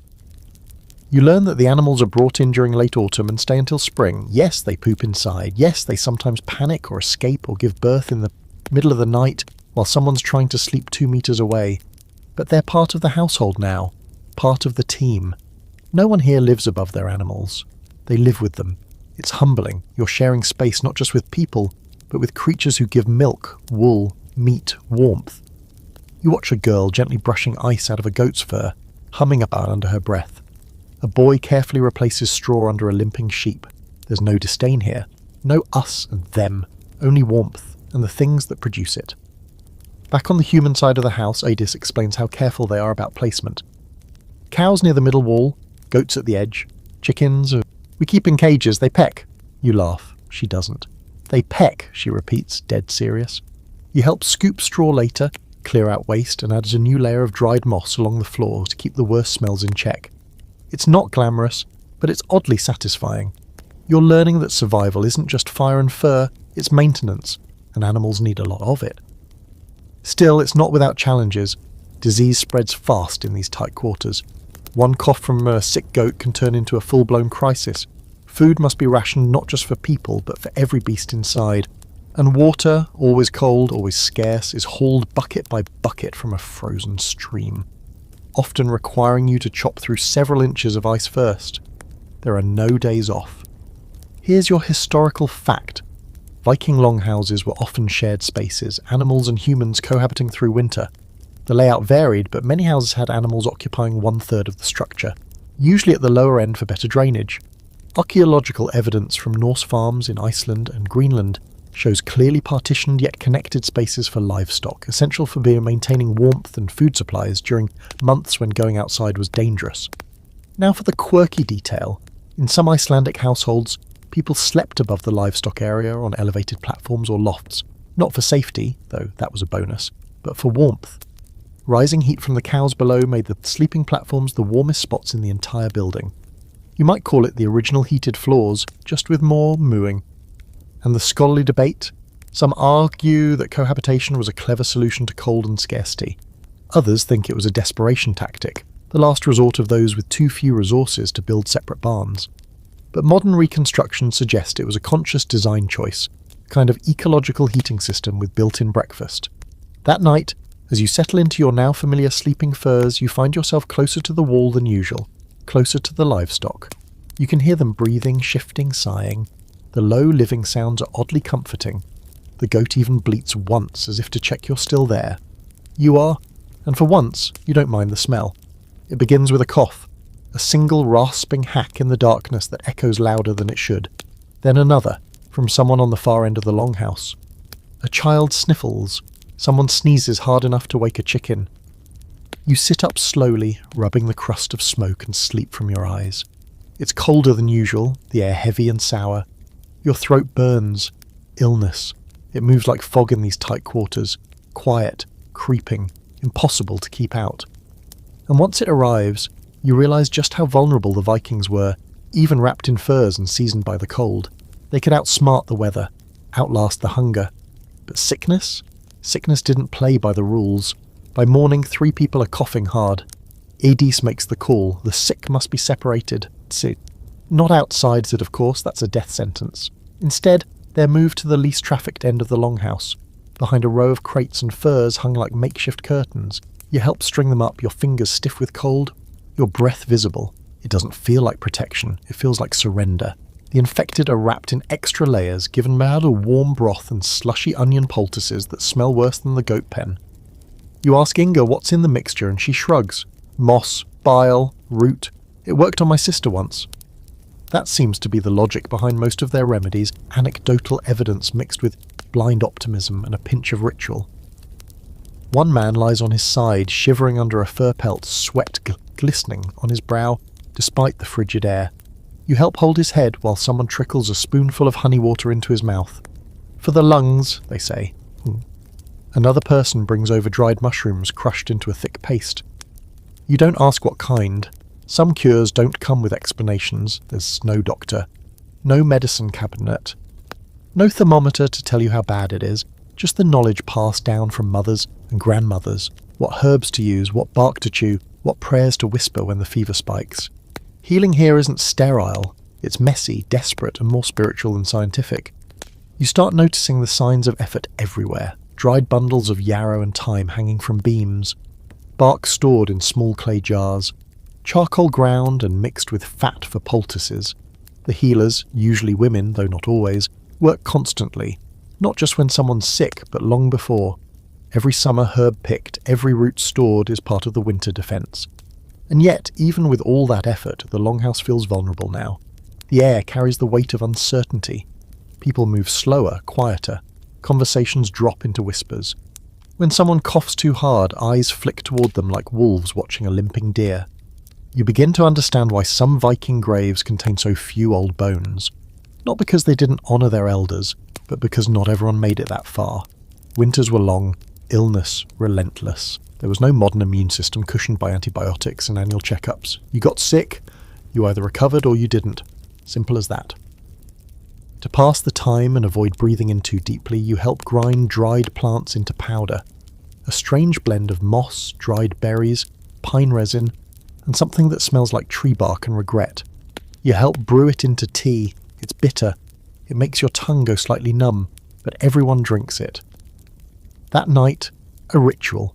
Not a big feast like midwinters, but a small, quiet ceremony near the fire. Hrolfr speaks words in a low voice you can't understand, touching a small carved talisman to the forehead of each sick person. Inga sprinkles ash in a circle around the bedding. You don't ask if it's meant to keep spirits out or sickness in, maybe both. Here's your historical fact. Vikings didn't have a formal medical system, but they did have leknir, healers who used a mix of herbs, rituals and experience to treat illness. Common treatments included teas made from yarrow, angelica and juniper, salves from animal fat mixed with charcoal, and bloodletting in rare cases. Fevers and rare respiratory illnesses were common in winter due to poor ventilation and close quarters. And the quirky fact? Viking cure charms were a thing. Little runes or poems carved into sticks, bones or stones, believed to hold healing magic. Some were even meant to be swallowed or buried beneath the patient's bed. One particularly strange recipe involved boiling garlic in cow urine and applying it to wounds. It might have actually worked. Science is still deciding. Now for the scholarly debate. Were Viking medical practices mostly effective herbalism or more like superstition? Some historians argue that their remedies were grounded in genuine empirical knowledge, passed through generations and honed by necessity. Others say it was mostly symbolic, a way to comfort the sick when hope was slim. The truth probably lies in the overlap. By morning, one of the children is better. She's still coughing, but her eyes are brighter, and she asks for broth. Hope flickers in the longhouse like the fire, small but warm. But another man, the one with the shaking hands and fevered breath, worsens. You hold his cup, you wipe his brow, you learn what care really looks like when all you have is a cloth and your own 2 hands. You lie awake that night, listening to the coughs across the room, the steady breathing of animals, the endless howl of the wind pressing against the walls like it's looking for a way in. And you realise you're not afraid of the cold anymore. You're afraid of what happens when the warmth runs out. The first thing you notice is the quiet. Not the usual hush of a snow-covered world, but something deeper, more total.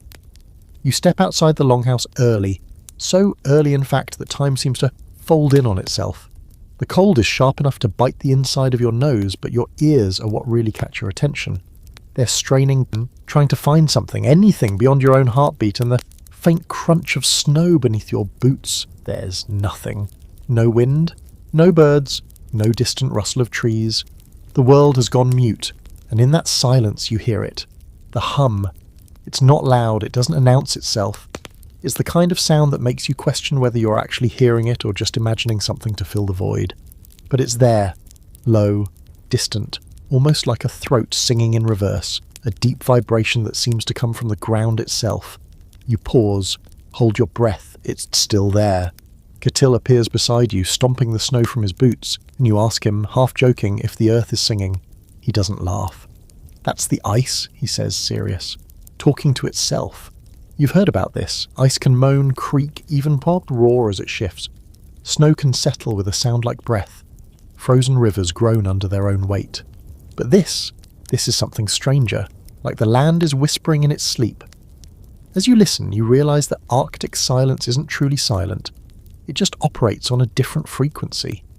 The kind that slips under your skin without asking permission. You start paying more attention to the sounds of this frozen world. The way snow squeaks under pressure, high-pitched and brittle, the soft flutter of owl wings overhead in the brief moments of twilight. The sudden sharp crack of distant ice splitting, loud enough to make your heart jolt but too far to see. Back inside, the longhouse has its own soundtrack. The fire pit pops and hisses. People murmur, cough, snore. Wood creaks, wool rustles. It's not loud, but it's alive. A living, breathing soundscape of survival. You begin to hear the rhythm in it, the beat of the cold months. And strangely, it comforts you.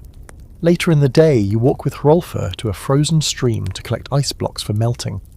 Your boots crunch in rhythm with his, and the only other sound is your own breathing. He stops mid-step, holds up a hand, and you both listen. Nothing. And then, far off, a whoomph, a soft, deep sound like someone exhaling under miles of snow. Hrolfr nods. Ice is moving under the river. Good sign. Means it hasn't died. You realise he talks about the landscape the same way he talks about animals. It's not scenery. It's a presence, though, and sound is how you know it's still alive. As the days pass, you learn to distinguish the difference between normal longhouse noises and the ones that matter. A goat stomping in a panic. Possible predator. A beam groaning too loudly. Snow load might be too heavy. Someone coughing in a different rhythm. Get the moss tea ready. In this world, silence is suspicious. Sound is signal. Every creak, every rustle, every breath is information. You're learning to listen like a Viking. That night, Hrolfr shows you a little trick. He places a carved bowl of water on the floor, watches the surface. When the wind comes hard, water will move before we hear it. Sure enough, as the evening deepens, the water ripples, gently then steadily. Moments later, the first howl of wind snakes through the eaves. The house creaks, snow shifts. Everyone inside glances up, unconcerned but alert. The longhouse has heard this before. Here's your historical fact. In winter-bound Norse settlements, especially in Iceland and Greenland, silence wasn't just a backdrop, it was a tool. Sound, or the absence of it, gave critical clues about weather changes, animal behaviour or structural issues in buildings. Experienced farmers and hunters learned to predict danger by listening, often before seeing any evidence. Now for your quirky twist. Norse oral tradition includes references to snow voices, not literal voices, but metaphors for the way snowpack speaks to those who know how to hear it. Some skalds, poets, even included descriptions of the mood of ice in their verses. One Icelandic tale mentions a man who could hear the sky crack before a storm and was considered part elf. Naturally. And tonight's scholarly debate, was Viking sound awareness a cultivated skill, or just a natural result of their environment? Some anthropologists believe it was a deeply ingrained cultural adaptation, a kind of sensory literacy that's nearly extinct in modern times. Others argue it's just what happens when you remove artificial noise. You hear again. The world speaks, and you finally have the quiet to notice. Back in the longhouse, the wind builds outside. You hear it sliding around the curved roof, clawing at the smoke hole, finding all the little cracks in the turf. Inside, someone stokes the fire. A spoon clinks softly against a bowl. The goat grumbles in its sleep. You lie back on your fur mat, eyes closed, and let the longhouse sounds wash over you. It's not silence, not even close. It's the music of endurance, the drumbeat of old wood, soft feet, low voices, the sound of people still here, and under it all, barely audible, the low hum of winter continues. You thought maybe, just maybe, winter would pause the fighting, that surely even the most battle-hardened Viking would look out at a frozen wasteland of knee-deep snow, gale-force winds, and sub-zero temperatures and think, you know what, maybe we skip war season this year. But no, absolutely not. Because apparently not even a solid sheet of ice covering the entire world can keep Vikings from picking up weapons and chasing each other through the snow like angry bears in chainmail. It starts with shouting. Not the usual kind. This is sharper, laced with tension, the kind that cuts through the cold like an axe blade. You're pulling on your boots when the front of the longhouse creaks open and two men rush in, snow spraying behind them. One's panting, the other is bleeding from a gash on his arm. They speak quickly, too fast for you to catch much, but the mood of the room shifts immediately. Adis goes stiff.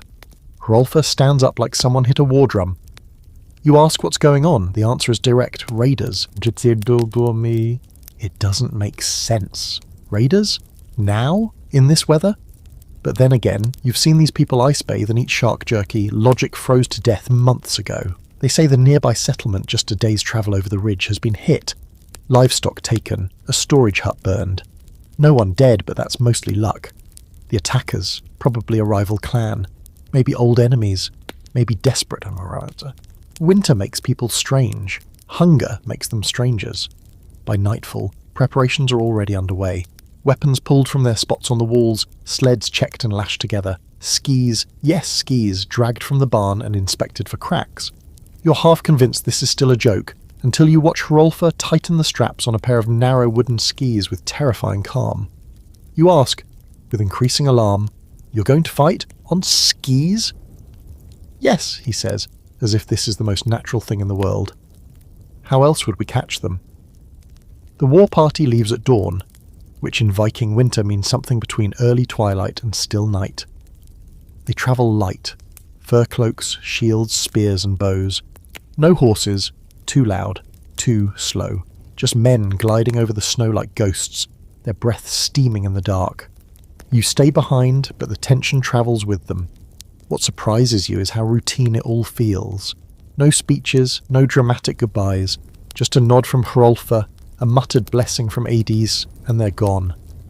As if going to war in the middle of winter is just another line on the chore list between mend fishing net and don't freeze us to death.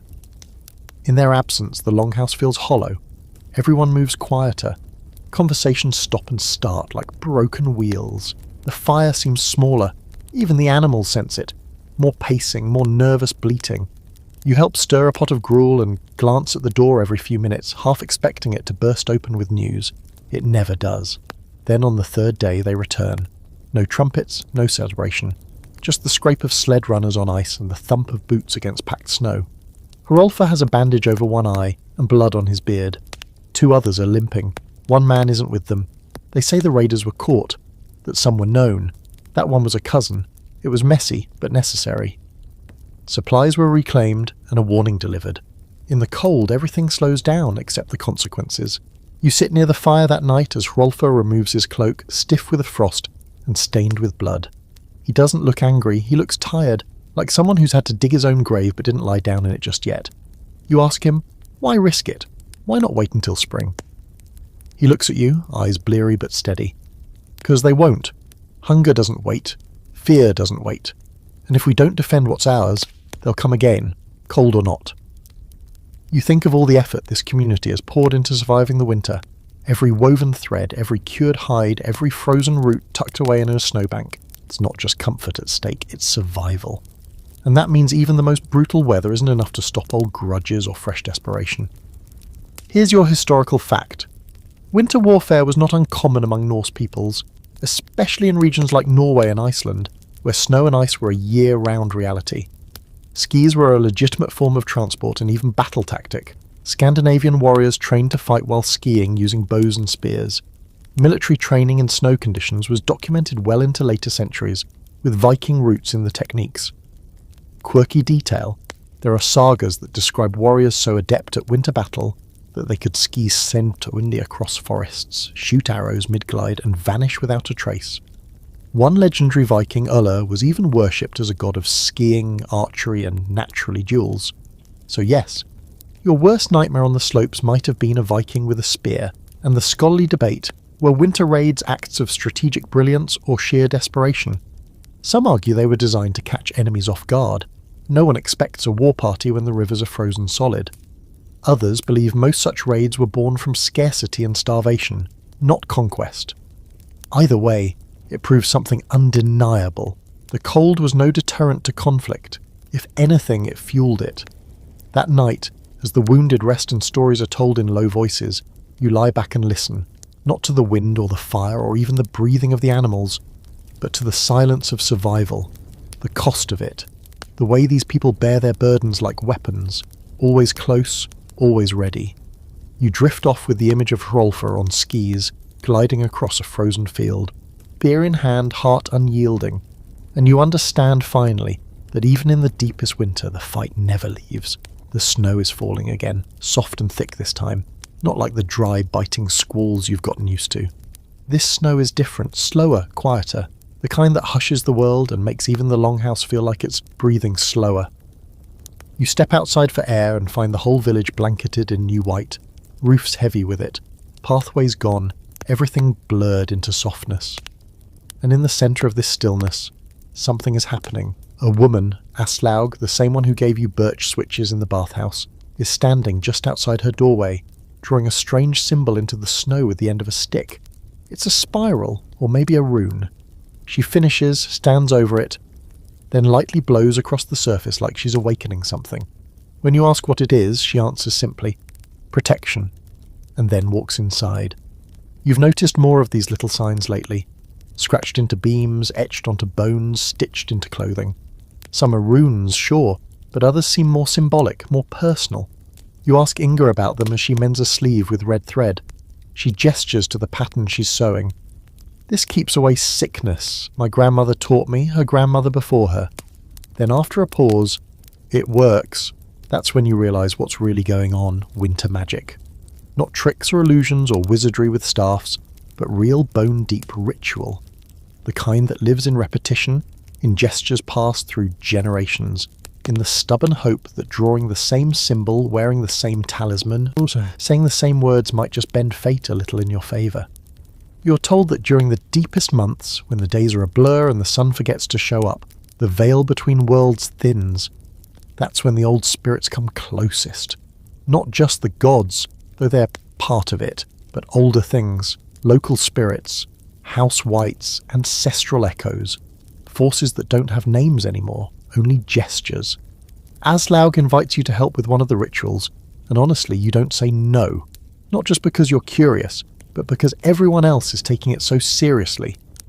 If you're the only one not whispering to the walls, it starts to feel like you're the one out of sync. She leads you outside just before nightfall. The snow reflects what little light remains, giving everything a ghostly glow. She carries a bowl filled with ash and crushed herbs. You carry a torch. The flames sputter in the cold air, but it holds. She walks the perimeter of the longhouse, scattering ash in a line as she chants. Not loudly, but with firm rhythm. You can't make out the words. They're older than her. Older than language, maybe. Just shapes made of sound. When she finishes, she hands you a carved piece of wood, simple, flat, with a single rune scorched into it. Place it near your sleeping furs, she says. Speak to it, but only once, then don't touch it. You nod, unsure what to say, and she disappears back into the snow. Back inside, the fire's been dimmed. People are moving slower, not out of fatigue, but reverence. Edith places a small bowl of milk near the door and another near the hearth. For the hidden ones, she murmurs. No one questions it. A young boy places a sprig of dried herbs under his pillow. Another woman rubs soot from the fire onto her wrists. It's subtle, quiet but everywhere, a low current of ritual moving through the night. You ask Hrolfr if he believes in all this. He grunts. I believe in winter. Which is, in its way, an answer. Here's your historical fact. Viking-era Norse people practiced a complex mix of religion, superstition, and animism. In addition to the well-known pantheon of gods, they believed in local spirits, vettir, and house spirits called husvettir, who needed to be appeased to maintain harmony. Midwinter especially was considered a time of heightened spiritual activity. Small offerings were common, food, ale, or symbolic objects placed in specific parts of the home or land. Quirky fact: some Icelandic settlers left small wooden figurines known as nisse, or tomte, little humanoid spirits with beards and red caps, hidden in the rafters during winter. They weren't part of the Odin-Thor crowd. These were household guardians, mischievous if ignored, protective if respected. And no, they weren't cute. They bit. And the scholarly debate? Historians still argue over how much of Viking-era belief was formal religion versus informal folk magic. Some see these rituals as leftovers from pre-pagan animism, while others argue they were central to the Norse understanding of their place in the world. There's a growing consensus that Norse spirituality wasn't hierarchical, it was layered. Gods above, spirits beside, ancestors within. That night, you sit by the fire holding your little carved rune, unsure whether to whisper to it or just stare. Eventually, you murmur something. Quiet, clumsy, probably wrong, but the moment you do, you feel the weight of the longhouse around you. The thick sod walls, the packed snow outside, the heat from the bodies around you, the heartbeat of the place. You place the rune near your furs and lie down. The wind picks up again, brushing the roof with long, cold fingers. Somewhere beyond the wall, you hear the low crack of shifting ice, followed by silence. You breathe slowly. Close your eyes. Whether or not the magic is real, you believe in the people who believe in it, and maybe that's enough. You wake up gasping. It's not fear exactly, or even cold. It's like you've just surfaced from deep underwater, dragged from a dream that was too big for your brain. You lie there, heart racing, eyes wide in the smoky dark, trying to remember what it was. A woman with antlers, a voice that spoke in water, something chasing you across a frozen lake that's already slipping away. Around you, the longhouse breathes its usual rhythm, snores, sighs, soft shuffling. The fire's down to low red coals. Outside, the wind whispers like it knows a secret. But inside you, something is buzzing, like the dream didn't leave, like it's still waiting just under the surface. You roll over and stare at the rune Aslaug gave you, still nestled in the fur beside your bed. It hasn't moved. It doesn't glow or hum or whisper ancient wisdom. But still, you can't shake the feeling it's watching or listening. And then it dawns on you. This is normal. Not just for this time or this place, but for this part of winter. The dream world. The place your mind starts to wander when there's no sun to anchor your sense of reality, when the days bleed together and your thoughts stretch thin as ice on a lake. You sit with Idis the next day, helping grind herbs into paste for another batch of cold balm, and ask her if she's ever had strange dreams in the dark season. He nods without looking up. This is when the dead come whispering, she says, completely deadpan, and not all of them speak the truth. You blink. She finally glances up and smirks. Don't worry, most of them lie kindly. It's then you realise that dreaming in winter isn't just a thing that happens to Vikings. It's a known territory, a season unto itself, a time when sleep becomes a kind of second life, when the firelit world and the subconscious world tangle together like wool threads, with no clocks, No sunlight, and nothing to break up the monotony. Your brain starts inventing its own stories, and not always the comforting kind. That night you stay awake as long as you can, staring at the ceiling, counting the smoke-stained beams, listening to the longhouse creak. But eventually sleep wins, and the dreams return. This time it's a vast forest, frost-covered, endless. You walk barefoot through the snow, leaving no prints. Ahead, a man with a stag's head beckons silently, then disappears into the trees. You follow. You always follow. You wake with tears in your eyes and no idea why. You mention it to Hrolfr. He nods slowly and says, "That one comes to me too, usually before a storm." And you laugh, thinking he's joking, but he's not.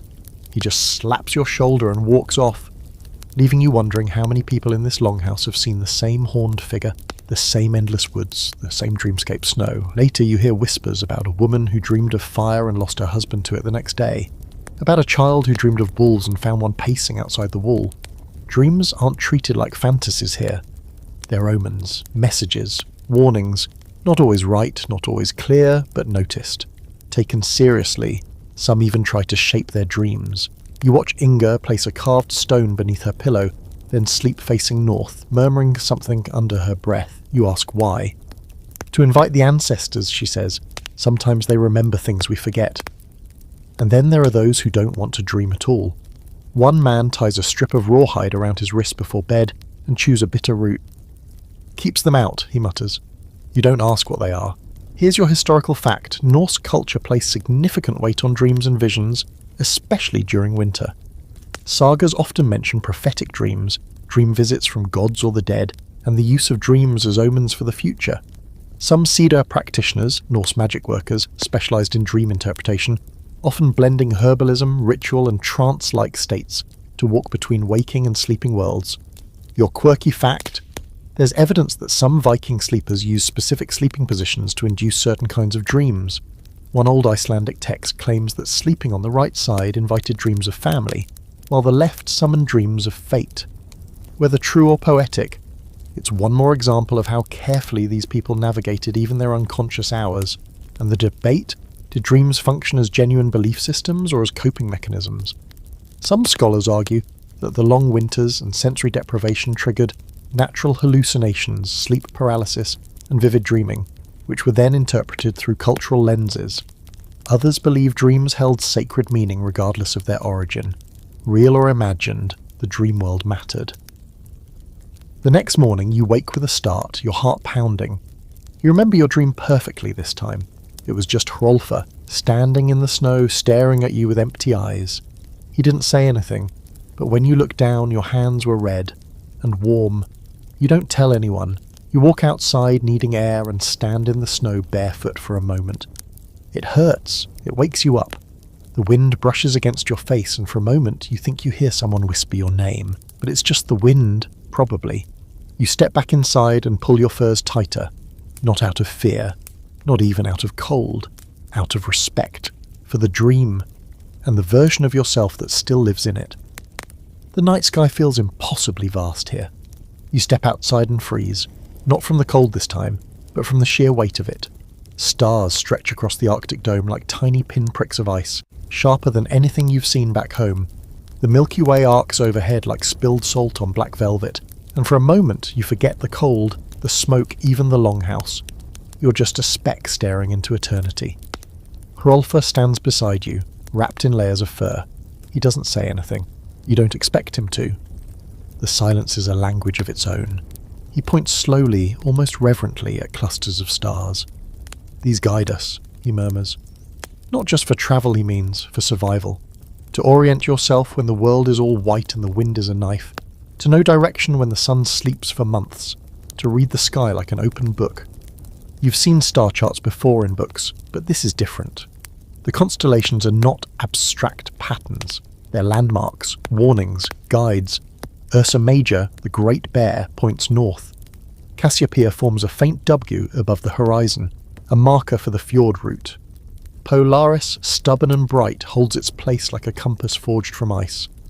Hrolfr traces the lines with a gloved finger, telling stories as he goes, how the hunters used them to track reindeer, how raiders might follow the same stars in winter. and how the light of the heavens is the only thing that doesn't lie. And then the northern lights begin. Subtle at first, a green shimmer along the horizon, then growing brighter, ribbons of colour dancing across the sky, like spirits moving in slow, deliberate arcs. The Vikings called it Aurora Borealis, but here, Hrolfr whispers a different kind of truth. It's the breath of the gods, or perhaps the ancestors, reminding the living that even in endless cold there is colour, there is motion, there is life. You feel hypnotised. The lights twist and snap above you, casting a faint glow onto the snow and illuminating the longhouse roof like an emerald fire. You realise now why Norse myths often place supernatural beings in the sky. When the world is buried in snow and darkness, these celestial phenomena become reality. They guide, warn, and inspire. They are survival tools as much as they are art. Hrolfr finally speaks again, pointing at a subtle cluster near the horizon.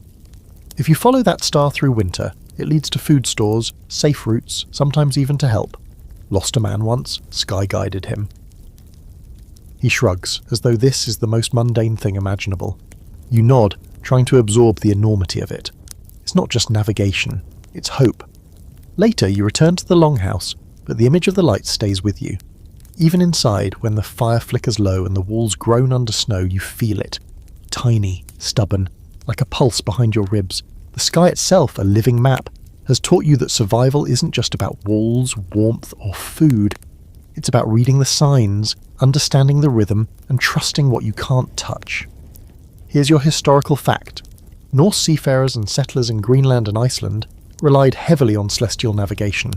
Long before compasses, they used Polaris, the stars, and seasonal patterns to find safe routes across snow, ice, and sea. Astronomical knowledge was vital for winter survival. Quirky fact, some Vikings believed that the northern lights were the reflection of the shields of the Valkyrie as they rode across the sky, collecting fallen warriors. The lights were both awe-inspiring and a reminder that the dead and the living share the same cold, luminous world. The debate, scholars argue whether the mythological interpretations of the aurora influenced Viking behaviour, or whether practical navigation came first and the stories followed. Likely it was both. A brilliant melding of art, myth, and survival instinct. You lie back in your furs that night thinking of constellations, spritzen, and glowing ribbons of light. The longhouse seems smaller, warmer, safer, yet connected to the vast, untouchable world outside. The sky has taught you a lesson the fire cannot. Survival is not just heat, not just food. It's knowledge, observation, and a willingness to see signs when the night seems endless. The longhouse is quiet when you wake, but not dead. There's a soft murmur of activity, the scrape of boots on packed earth, the low clatter of wooden tools, the whisper of wool being stitched together. You stretch, still groggy, and realise something. Even without a fireplace, the place feels alive.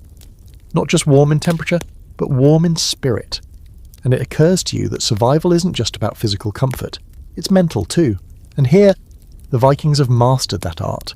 Hrolfr is already up, tending to the fire pit.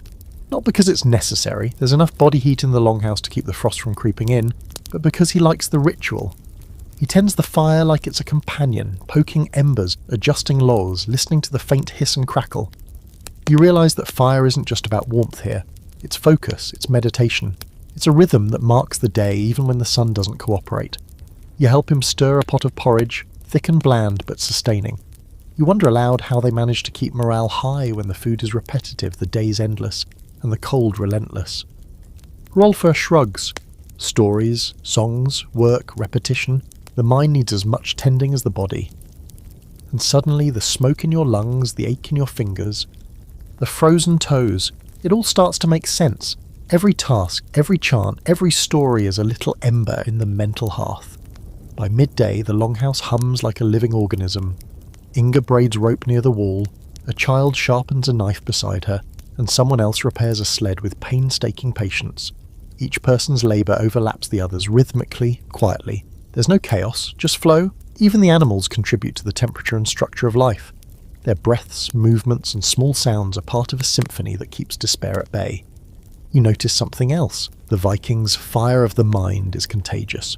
People converse in patterns, hum songs under their breath, tell stories that stretch across the room without a single voice dominating.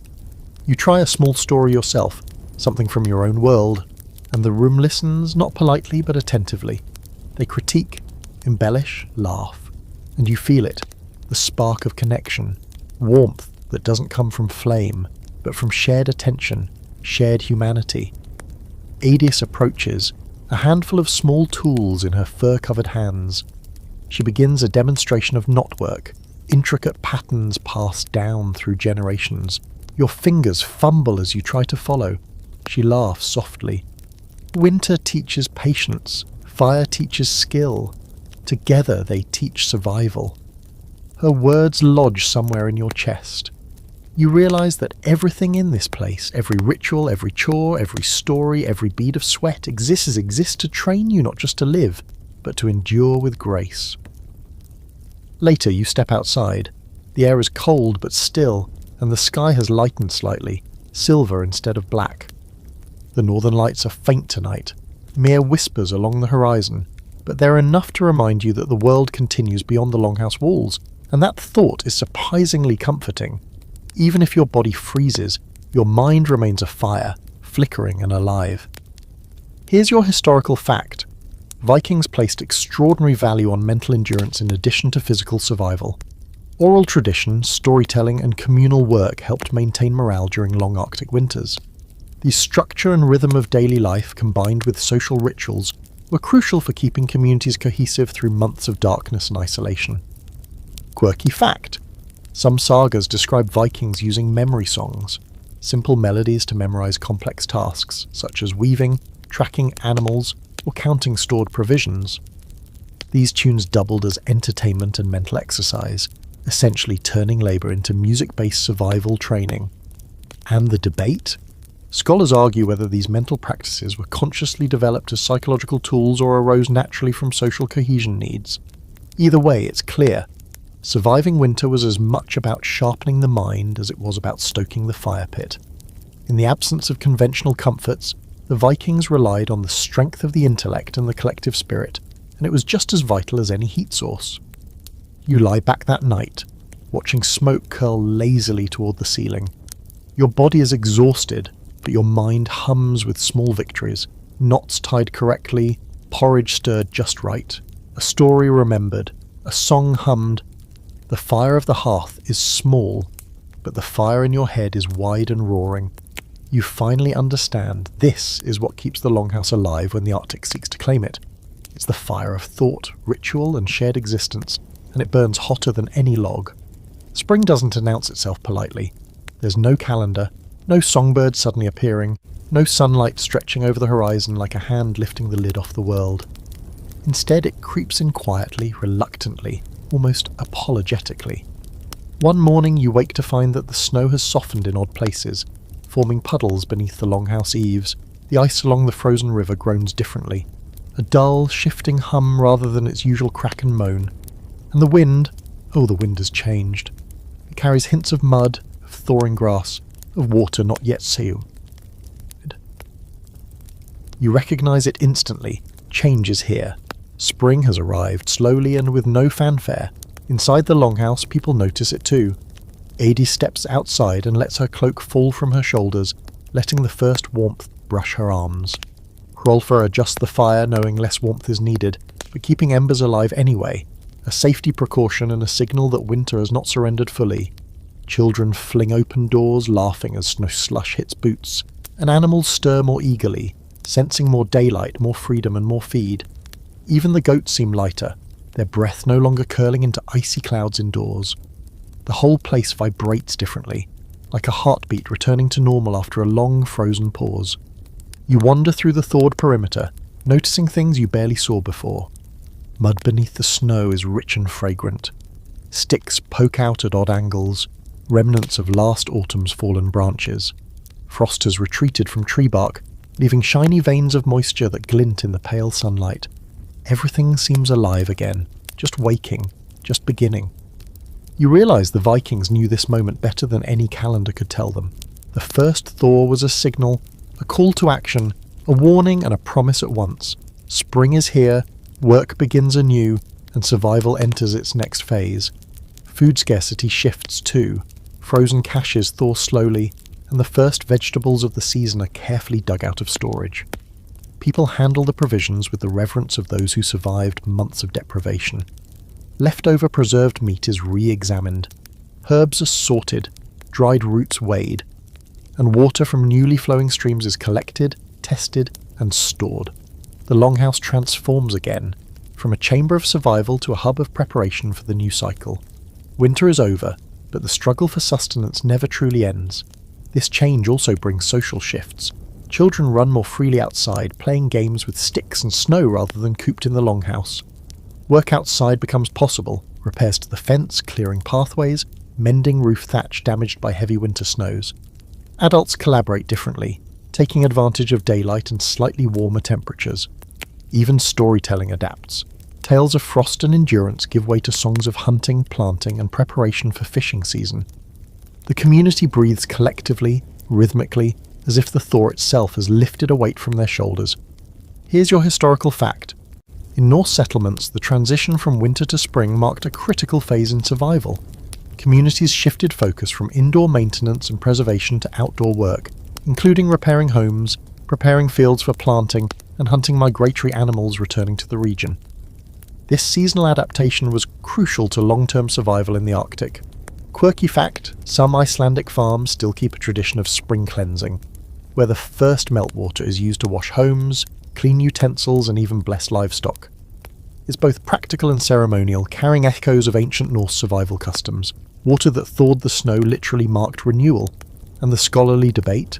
Some historians argue that Vikings timed raids and trade expeditions specifically to align with spring thaw, when travel was safer and resources were more abundant. Others insist that survival imperatives, such as tending livestock, repairing longhouses, and reclaiming stored food, dominated communal activity before any thoughts of raiding or trading. Likely it was both. The physical thaw dictated opportunity, and cultural priorities dictated how that opportunity was used. As you step back inside the longhouse that evening, the air is warmer, damp in places, heavy with the scent of melting snow and mud. Furs no longer cling to skin with the sharpness of frost. The fire pit is reduced to glowing embers, barely necessary but still comforting. You watch Hrolfr and Eidis discuss tasks, children chase each other with their newfound energy, and animals stretch their legs in the thawed pen. For the first time in months, it feels like the longhouse is not just surviving, it's living. And in that moment you understand that survival isn't a single winter challenge, a single feat of endurance or a single skill learned in the cold. Survival is an ongoing rhythm, a cycle of ice, snow, thaw, and work. It's watching the world change outside the walls and adjusting inside them. It's learning to read the signs, to prepare for the unknown, and to cherish the moments when life, finally, feels almost easy. By now you've stopped counting days, hours, or even nights. Time here has melted into cycles: sleep, eat, work, tell stories, survive, repeat. And yet spring brings subtle urgency. Snow melts faster than your muscles can adjust. Streams rise, carrying ice chunks that make you nervous for the livestock. The ground softens into mud, and every step outside now carries risk. You feel it in your bones. Winter's tyranny is ending, but survival doesn't retire with frost. The longhouse hums differently now. It's brighter, wetter, and smells of thawed straw and steaming animal breath mingled with the fresh scent of snowmelt. Children run barefoot through shallow puddles, squealing as if the world itself has become a playground. Adults repair fences, roofs, and sheds with renewed energy, pacing their work to take advantage of daylight. There's a rhythm to it, less intense than winter, more fluid, but no less critical. Everything you do now has consequences. A mislaid bundle of straw, a weak fence post, a skipped chore. It could mean livestock lost or sickness spreading. You find yourself walking among the longhouse walls, noticing the small miracles you took for granted during the harsh months. Sod walls that withstood blizzards without faltering. Wooden beams that groaned but never collapsed. Smoke-stained rafters, still black, still holding the roof above 20 souls and half a dozen animals. You realise survival is as much about construction as it is about fire or food. Every beam, every plank, every piece of turf was painstakingly chosen, shaped, and maintained to create this fragile bastion against the Arctic, and it has endured. Hrolfr joins you, pulling a bucket of water from the slowly flowing stream. Spring always comes, he says, his voice calm, almost ceremonial. But not everyone does. Remember that. You nod, watching him handle the bucket, careful not to drop it, careful not to disturb the ice remnants that float like ghosts in the water. Survival is quiet, precise, relentless, and the people here know it intimately. The thaw also brings reflection. You notice who survived, who grew stronger, who adapted, and who did not. Conversations with Adis and Inga revolve around lessons learned. Which food caches worked, which clothing layers kept frostbite at bay, how group sleeping maintained morale and heat, which stories lifted spirits when the dark seemed endless. Even the goats and cows are assessed. Health, weight and temperament. Because every creature contributes to human endurance. You begin to understand the ecosystem of survival, humans, animals, architecture, ritual, knowledge, all intertwined. And yet, amid the practicality, there's gratitude. For warmth, for food, for the pulse of life continuing inside the longhouse. The old men smile, younger men laugh. And children, blessedly oblivious to winter's horrors, chase each other across muddy grounds, bringing chaos that is both distracting and rejuvenating. Even the scent of thawed hay and manure carries comfort now, a tangible reminder of life persisting through hardship. Here's your historical fact. Archaeological evidence from Norse settlements in Iceland, Greenland and northern Scandinavia confirms that longhouses were central to survival, housing both humans and animals. Shared living spaces allowed heat conservation and communal labour, crucial during the long Arctic winters when isolation could be deadly. Winter preparations, preserved food and building maintenance were deliberate strategies passed from one generation to the next. Quirky fact, some Viking households used snowmelt as a way to test structural integrity. If water seeped too quickly through the roof or walls, adjustments were made immediately. They called it listening to the house, treating the building almost like a living companion with needs and vulnerabilities. The debate, scholars differ on whether Norse survival was primarily the result of ingenious architecture, communal strategies, or sheer human adaptability. Most agree it was a combination. Enduring Arctic winters required layered knowledge, practical, social and psychological. Houses, clothing, food, ritual and storytelling formed a network that ensured survival against overwhelming odds. As the thaw progresses, the longhouse doesn't just endure, it thrives. People move with purpose, animals graze cautiously, and the first hints of green push through receding snow. You take it all in, understanding now that survival is not a single act of heroism, but a mosaic of countless small, persistent choices. Every winter endured, every meal shared, every story told, every careful repair, it all counts, it all adds up. And here, in this sturdy, smoke-streaked longhouse, life persists against the coldest odds imaginable. The longhouse is quiet now, the bustle of spring's early tasks fading into evening calm. You stretch, feeling the lingering warmth of shared bodies and the soft thrum of life that permeates the structure. Outside, the Arctic landscape has shifted from stark white to mottled grey and green. Streams gurgle, snowbanks slump, and the wind carries hints of thawed earth and growing plants. It's a subtle symphony of change, one you've come to recognise as proof of life persisting against impossible odds. Months ago, you shivered at the thought of surviving without fire. Now you understand that survival was never just about heat. It was about rhythm, adaptation, community, and the quiet rituals that knit everyone together. You reflect on what you've witnessed and endured. The smoke-filled longhouse where a single pit fire balanced cooking, warmth, and air. The careful layering of clothing, fur, and body heat. The meticulous storage of food that allowed life to continue through months of darkness. The stories, rituals, and games that maintained mental fortitude. And the extraordinary ingenuity of living in harmony with animals, the architecture, and the environment. Every detail was a testament to human resilience, creativity, and foresight. You realise that fire wasn't always necessary when knowledge, cooperation, and observation filled its place. The Arctic winters demanded more than strength, they demanded intelligence, attention, and respect for both the environment and the people sharing it. You think back to the rituals, the tales of gods and ancestors, the whispered guidance of the stars and northern lights.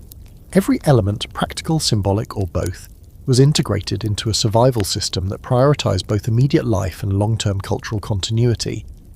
Even the dreams of winter, once terrifying and vivid, now make sense as part of the mental scaffolding the Vikings relied upon to endure prolonged darkness. Magic, story, observation, and work were all interwoven, creating a tapestry that preserved not only life but identity, community, and knowledge. You rise and step outside one last time, inhaling the crisp, warming air. The longhouse behind you feels like a living being, soot-stained walls and timbered beams holding stories of survival, laughter, hardship, and triumph. The snow has softened, the streams carry new energy, and the wind, once a relentless threat, now whispers gently across the thawing landscape. You understand that survival here was not a singular event but a constant engagement with the world.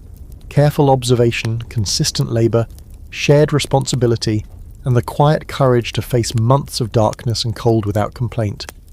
As you lie back on your fur one final time, the longhouse hums with the gentle sounds of contented animals, children drifting to sleep and adults winding down their tasks. You feel the pulse of the building, of the community, of life itself, a rhythm that persisted despite the Arctic winter's harshness. The lessons of the cold months are clear. Survival is not merely about warmth or food, but about harmony, preparation, and connection. You close your eyes, the lingering scent of fire, wool, and thawing earth grounding you in this extraordinary experience. The sun dips low, casting long, forgiving shadows across the landscape, and you know that what you've witnessed, the ingenuity, resilience, and enduring spirit of the Vikings, will stay with you long after the Arctic winter has passed.